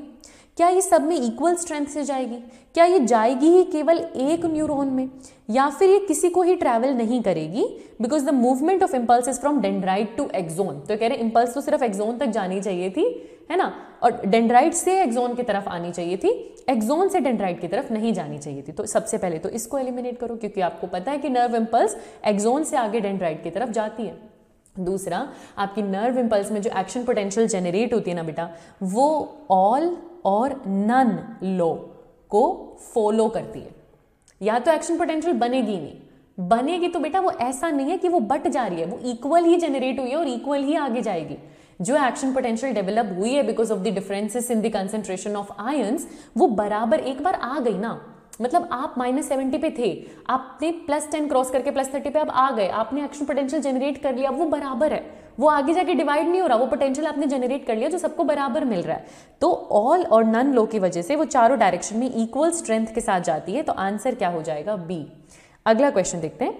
सोडियम पोटेशियम पंप का ट्रांसपोर्टेशन, यहाँ तो न्यूरॉन आएगा, स्पेलिंग ठीक कर लेना। क्या करता है? 3 सोडियम बाहर, तो सोडियम तो जा रहा है बाहर, आउट, और 2 पोटेशियम अंदर, तो पोटेशियम इनटू, यानी कि आंसर क्या हो जाएगा? डी हो जाएगा। अगला क्वेश्चन देखते हैं। आप एक हॉरर मूवी देख रहे हैं और आपका दिल जोर जोर से धड़क रहा है और आपका मुंह सूख रहा है, तो ऐसा क्यों हो रहा है? क्योंकि आपको डर लग रहा है, या आपके लिए सिचुएशन थोड़ी सी खतरनाक है, तो आपकी बॉडी का फाइट और फ्लाइट रिस्पॉन्स एक्टिवेट हो जाता है, और वो किसको एक्टिवेट करता है? सिंपैथेटिक नर्वस सिस्टम को, जो भूख खत्म कर देगा, मुंह सुखा देगा, हार्ट बीट बढ़ा देगा, तो वो आपके स्ट्रेस के रिस्पॉन्सेस हैं, इसलिए आंसर क्या होगा? डी। आंसर क्या होगा? डी। आपका फ्लाइट और फाइट रिस्पॉन्स है, जिसमें एएनएस सिंपैथेटिक नर्वस सिस्टम को एक्टिवेट कर देता है। एक पर्सन एक एम्प्टी रूम में आया और उसको अचानक से वहां पे दिखा है सांप। ठीक है, आप एक खाली रूम में गए हो और डोर खोलते ही आपको सांप दिख रहा है, तो इसमें से क्या होगा? हाइपोथैलेमस पैरासिम्पैथेटिक डिवीजन को एक्टिवेट करेगा, पैरासिम्पैथेटिक रिलैक्स करवाता है, और ये आपके लिए थोड़ी डरने वाली सिचुएशन है, तो पैरासिम्पैथेटिक नहीं आएगा, आएगा तो सिंपैथेटिक, आएगा तो सिंपैथेटिक, सीधी सी बात है। ठीक है, और उसमें क्या रिलीज होता है? एड्रेनालिन और नॉर एड्रेनालिन, जिसे एपिनेफ्रिन और नॉर एपिनेफ्रिन भी कहते हैं, विच इज राइट। ये दोनों जो हॉर्मोन्स हैं ये कॉर्टेक्स, एड्रिनल के कॉर्टेक्स से रिलीज होते हैं या मेडुला, ये मेडुलरी हॉर्मोन्स है बेटा, ये मेडुला से रिलीज होते हैं, ठीक है। तो ये कॉर्टिकॉइड हॉर्मोन्स नहीं है, क्योंकि जो एड्रिनल का कॉर्टेक्स होता है ना, वो कॉर्टिकॉइड हार्मोन रिलीज करे, जैसे मिनरलोकॉर्टिकॉइड, ग्लूकोकॉर्टिकॉइड जैसे कि कॉर्टिसोल, मिनरलोकॉर्टिकॉइड जैसे एल्डोस्टेरोन, और सेक्स कॉर्टिकॉइड रिलीज होते हैं। मेडुला से मेडुलरी हॉर्मोन्स रिलीज होते हैं जैसे कि एपिनेफ्रिन और नॉन एपिनेफ्रिन। तो आंसर आपके पास क्या हो जाएगा? सी। अगला क्वेश्चन देखते हैं, नर्वस सिस्टम का कौन सा पार्ट वॉलेंट्री मूवमेंट के लिए रिस्पॉन्सिबल है? तो ये तो है ही इनवॉलेंट्री के लिए, है ना, और यहाँ पर सीएनएस में प्रोसेसिंग हो रही है सारी, वहां से नर्वस सिस्टम जो आगे लेके जाता है दैट इज पीएनएस, उसमें दो आते हैं, एक सोमैटिक और एक ऑटोनॉमिक। उसमें से सोमैटिक किसके लिए रिस्पॉन्सिबल होता है? वॉलेंट्री मूवमेंट के लिए। और आंसर आपके पास क्या हो जाएगा? अगला क्वेश्चन देखते हैं, कौन सा न्यूरोट्रांसमीटर है ना मूड रेगुलेशन और प्लेजर से एसोसिएटेड है? डोपामिन, दिमाग ही नहीं लगाना, डोपामिन एकदम रिलैक्स प्लेजर उसका हार्मोन होता है ये। तो आंसर क्या होगा? बी। अगला देखो, स्पाइनल कोड कौन से डिवीजन ऑफ नर्वस सिस्टम का हिस्सा है? सीएनएस, सेंट्रल नर्वस सिस्टम में दो चीजें आती है, एक ब्रेन और एक स्पाइनल कोड। इतने सिंपल क्वेश्चन आराम से हम सॉल्व कर लेंगे और ऐसे ही आते हैं, कोई बहुत दिमाग लगाने वाले तो नीट में आते ही नहीं है, ठीक है। इट्स ऑल अबाउट कि आपको याद कितना है, आप रिकॉल कितना कर पा रहे हो। आपके ब्रेन के दो हेमिस्फेयर किससे कनेक्टेड है? कॉर्पस कैलोसम से। ट्रैक्ट ऑफ नर्व फाइबर्स पता है हमको, आंसर हो जाएगा ए। कौन सा पार्ट आपकी क्रेनियल नर्व का क्या डैमेज हुआ होगा जिससे विजन प्रॉब्लम आएगी? तो विजन से तो ऑप्टिक नर्व, कौन सी नर्व? ऑप्टिक नर्व एसोसिएटेड है, नाम से ही पता है हमको। आंसर क्या होगा? बी। ये स्मेल के लिए होगी, ये फेशियल नर्व होगी, ये हमारे पास विजन के लिए होगी। अगला क्वेश्चन देखो जरा, कौन सा पार्ट ब्रेन का बॉडी टेम्परेचर और हंगर के रेगुलेशन के लिए? भाई हाइपोथैलेमस, टेम्परेचर आती है हाइपोथैलेमस, आपका थर्स्ट सेंटर, आपका हंगर सेंटर, आपका सेटाइटी सेंटर, आपका टेम्परेचर रेगुलेशन सब कौन करता है? हाइपोथैलेमस करता है। आंसर हो जाएगा बी। अगला क्वेश्चन देखो जरा, which neurotransmitter is associated with fight और फ्लाइट? एपिनेफ्रिन और नॉन एपिनेफ्रिन। आप ये बात जानते हैं, आंसर क्या हो जाएगा? सी। अगला क्वेश्चन देखो, पार्किंसंस जो डिसीज है उसमें डीजेनरेशन हो जाता है न्यूरॉन का, ठीक है, दैट प्रोड्यूसेस विच न्यूरोट्रांसमीटर? कौन सा न्यूरोट्रांसमीटर बनाने वाली न्यूरॉन डीजेनरेट हुई है? डोपामिन।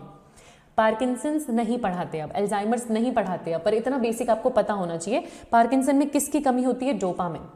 और एल्जाइमर में कौन सा प्रोटीन ब्रेन में अक्यूमुलेट हो जाता है? Amyloid beta. तो ये कुछ चीजें, एटलीस्ट वन वर्ड आपको ये पता होना चाहिए, आंसर हो जाएगा B. Which part of brain is responsible for processing sensory information? तो भाई सेरिब्रम, जो आप प्रोसेसिंग हो रही है वो तो सेरिब्रम में ही होगी, सीधी सी बात है, दैट विल बी ए। बाकी ये सब हाइंड ब्रेन का हिस्सा हो गया, यहां पर आंसर क्या हो जाएगा? ए। अगला क्वेश्चन देखो, कौन सा हार्मोन है जो स्लीप और रिलैक्सेशन से एसोसिएटेड है? तो अगेन स्लीप और रिलैक्सेशन की बात कर रहे हैं ना, तो क्या आएगा? डोपामिन। क्या आएगा? डोपामिन। है already told you about it, answer हो जाएगा बी। अगला क्वेश्चन देखो, एल्जाइमर, एल्जाइमर में किसका अक्यूमुलेशन होता है ब्रेन में? Amyloid beta. ये सब प्रोटीन के नाम है बेटा, टाउ प्रोटीन होता है, ये टाउ नहीं है, ये टाउ प्रोटीन होता है। तो अमाइलॉइड बीटा के अक्यूमुलेशन से एल्जाइमर्स होता है, आंसर हो जाएगा ए। कौन सा है जो कि कोऑर्डिनेटेड वॉलंटरी मसल्स मूवमेंट के लिए रिस्पॉन्सिबल है? That is your cerebellum. That is your cerebellum, coordinating voluntary muscles movement को कोऑर्डिनेशन करना, बैलेंस, इक्विलिब्रियम, उन सब में कौन रिस्पॉन्सिबल है? सेरिबेलम, ठीक है, ठीक है। लर्नड इनवॉलंटरी एक्शन भी कौन कंट्रोल करता है? सेरिबेलम। कोऑर्डिनेशन कौन करता है आपकी वॉलंटरी मसल्स की मूवमेंट की? सेरिबेलम। आंसर आपके पास फिर से क्या हो जाएगा? ए हो जाएगा। अगला क्वेश्चन देखते हैं, मल्टीपल स्लेरोसिस की बात करें। मल्टीपल स्लेरोसिस भी एक ऑटो इम्यून डिसऑर्डर है और आपसे पूछ रहे हैं कौन से पार्ट को अफेक्ट करेगी? बेटा सीएनएस। ये ऑटो इम्यून डिसऑर्डर है जो कि एक्चुअली अटैक करने लगती है माइलिन शीथ को, है ना। और कौन सी वाली माइलिन शीथ? उन न्यूरॉन की माइलिन शीथ जो कि किसका हिस्सा है? सीएनएस। तो जहां जहां उसको डिस्ट्रॉय करती है ना, वहां वहां स्कार, जख्म के निशान बन जाते हैं। तो सीएनएस ब्रेन के बहुत से हिस्सों में, स्पाइनल कॉर्ड में, बहुत नर्व फाइबर्स में भी जो सीएनएस से एसोसिएटेड है, उनमें स्कार बन जाता है, उनका माइलिन शीट डिस्ट्रॉय करने लग जाती है। That is your multiple sclerosis. Answer आपके पास क्या हो जाएगा? ये तो कोऑर्डिनेशन, डेफिनेटली जो पॉइंट टू पॉइंट कोऑर्डिनेशन है वो अफेक्ट हो जाएगा, स्पीड भी हैम्पर हो जाएगी इंपल्स ट्रांसमिशन की। कौन सा पार्ट है ब्रेन का जो कि हार्ट रेट और ब्रीदिंग को रेगुलेट कर रहा है? ऐसे important life regulating involuntary functions का रेगुलेशन किसको दिया गया है? मेडुला ऑब्लोंगेटा को दिया गया है, आंसर हो जाएगा सी। अगला क्वेश्चन देखो, रेस्टिंग मेम्ब्रेन पोटेंशियल टिपिकली कितना होता है? -70 मिलीवोल्ट। ये आपको आना चाहिए, ये डेटा आपको पता होना चाहिए, और एक्शन पोटेंशियल पॉजिटिव में बनेगा, ठीक है। अगर मैं डीपोलराइजेशन, यानी जब एक्शन पोटेंशियल आया है, polarised is resting state, depolarisation वो स्टेट है जहां एक्शन पोटेंशियल बना है, ठीक है। तो उस टाइम क्या हो जाता है, उस टाइम अंदर की तरफ पॉजिटिव चार्ज आता है बेटा और बाहर की तरफ नेगेटिव, तो आपके आउटर सरफेस नेगेटिवली चार्ज हो जाएगा, आंसर हो जाएगा ए। ठीक है, रेस्टिंग स्टेट में अंदर की तरफ कौन सा चार्ज होता है, नेगेटिव। डीपोलराइज स्टेट में अंदर की तरफ कौन सा चार्ज होता है, पॉजिटिव। आपको बताना है इसमें से कौन सा स्टेटमेंट करेक्ट है सेरिबेलम के लिए। सेरिबेलम पोस्चर और इक्विलिब्रियम के लिए रिस्पॉन्सिबल है, ऑल्फैक्शन स्मेल के लिए नहीं, उसमें 4 ब्रेन आता है। सिमिलरली ऑप्टिक फंक्शन में भी 4 ब्रेन आता है, सेरिबेलम नहीं आता। तो आंसर आपके पास क्या हो जाएगा, ए। आंसर आपके पास क्या हो जाएगा, ए। अगला क्वेश्चन देखते हैं। अगर मैं फिर से डीपोलराइजेशन यानी एक्शन पोटेंशियल है उसकी बात कर रही हूं, तो वो किसकी वजह से हो रहा है, वो इसकी वजह से हो रहा है। हमें कुछ ऐसा करना है कि अंदर चाहिए पॉजिटिव चार्ज, बाहर चाहिए नेगेटिव चार्ज। तो क्या इक्वल अमाउंट में सोडियम पोटेशियम को मूव करेंगे, नहीं। क्या सिर्फ सोडियम को अंदर लेकर आएंगे, ठीक है। More sodium moves outside than potassium moving inside, यहां पर इनसाइड लिखना चाहिए बेटा। और अगर पोटेशियम के कंपैरिजन में ज्यादा सोडियम बाहर जाने लगेगा तो अंदर तो नेगेटिव चार्ज आ जाएगा, जो कि मुझे नहीं चाहिए, मुझे अंदर पॉजिटिव चार्ज चाहिए। अगर मैं सोडियम को अंदर मूव करवाने लगी, मैंने सोडियम के चैनल्स ओपन कर दिए, तो अंदर एक पॉजिटिव चार्ज आ जाएगा, डीपोलराइजेशन स्टेट मिल जाएगी, आंसर हो जाएगा बी। आंसर हो जाएगा बी। इस क्वेश्चन में क्या कह रहे हैं हमको, अगर मैं प्रोपगेशन ऑफ नर्व इंपल्स की बात करती हूँ तो जो एक्शन पोटेंशियल आया है वो किसकी वजह से आया है। फिर से वही बात, मुझे अंदर कौन सा चार्ज चाहिए, पॉजिटिव, बाहर कौन सा चाहिए, नेगेटिव।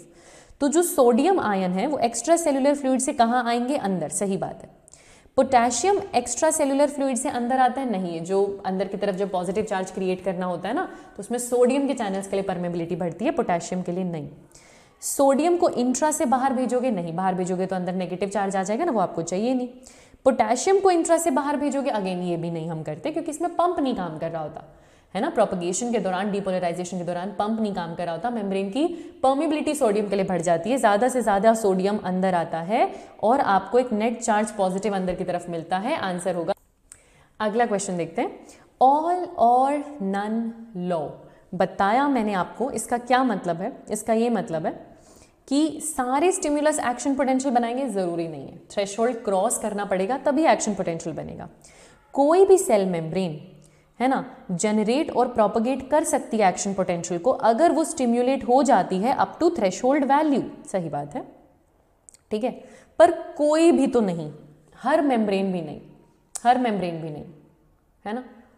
और ये अगर है भी तो ये इस लॉ का मतलब नहीं है। इस नियम का क्या मतलब है कि एक्शन पोटेंशियल की जो प्रॉपर्टी है वो इंडिपेंडेंट है स्ट्रेंथ ऑफ डीपोलराइजिंग स्टिम्युलस के, स्ट्रेंथ ऑफ डीपोलराइजिंग स्टिम्युलस के।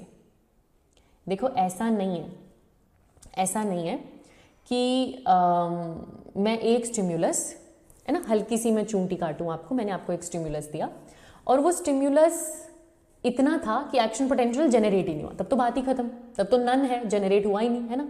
अगर मैं बोलूं इतनी जोर से काटने पर ना जनरेट हो जाता है एक्शन पोटेंशियल, हो गया, हो गया, अब वो पॉजिटिव में जाएगा, वो आगे भी ट्रांसफर होगा, आ गया ना एक्शन पोटेंशियल। अब ऐसा तो नहीं है कि और ज्यादा जोर से काटूंगे तो और ज्यादा एक्शन पोटेंशियल जनरेट हो जाएगा, नहीं। तो जो एक्शन पोटेंशियल की प्रॉपर्टी है वो इंडिपेंडेंट है इस बात से कि स्टिमुलस की स्ट्रेंथ कितनी है। अगर वो इतना स्टिमुलस है कि आप थ्रेशोल्ड वैल्यू पे पहुंच के एक्शन पोटेंशियल आ गया, अब उसके बाद आप स्टिमुलस कितना ही बढ़ा दो वो उतना ही रहेगा, या तो बनेगा ही नहीं, नन, या बनेगा तो बराबर बनेगा, इक्वल बनेगा और इक्वली आगे ट्रांसपोर्टेशन करता है। तो वो इंडिपेंडेंट है इस बात से कि आपके स्टिमुलस की स्ट्रेंथ कितनी है। आंसर आपके पास क्या हो जाएगा, डी। इंपॉर्टेंट प्रॉपर्टी है, याद रखना। आगे देखो कौन सा पार्ट नर्वस सिस्टम का इनवॉलेंट्री फंक्शन जैसे हार्ट बीट और डाइजेशन, फिर से क्या आ जाएगा आपका, एएनएस आ जाएगा। इनवॉलेंट्री फंक्शन में कौन सा हिस्सा आ जाएगा, एएनएस हो जाएगा, आंसर आ जाएगा सी। अगला क्वेश्चन देखते हैं, कौन सा एरिया ब्रेन का डैमेज हुआ होगा जिससे लैंग्वेज डिफिकल्टी हो रही है, तो ब्रोकाज एरिया, ब्रोकाज एरिया। वैसे ब्रोका और वर्निक्स दोनों एरिया होते हैं, बोलने में मदद कर रहा है ब्रोका एरिया, लैंग्वेज समझने में टेक्निकली वर्निक एरिया मदद करता है, पर ठीक है, आंसर यहां पर क्या हो जाएगा, ए। अगला क्वेश्चन देखते हैं, असर्शन रीजन आ रहा है हमारे पास, देखो जरा।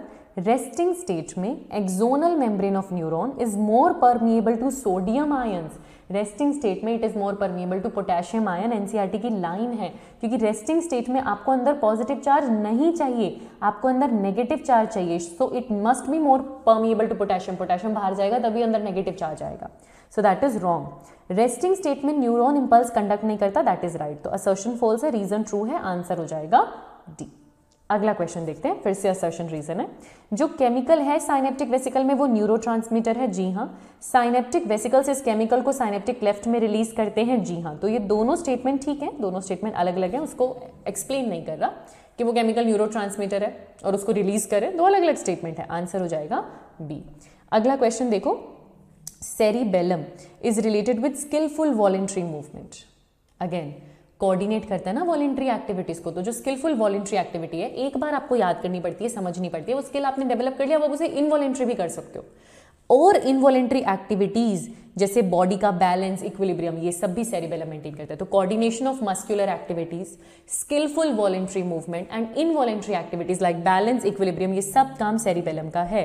It is a part of hind brain which is situated behind the pons. तो यही तो हमने पढ़ा था ना, डोर्सल साइड पे, उसके पीछे है। तो ये बात भी ठीक है, पर ये दोनों दो अलग अलग स्टेटमेंट है, ये इसको एक्सप्लेन नहीं करता फिर से। तो आंसर क्या हो जाएगा? बी हो जाएगा।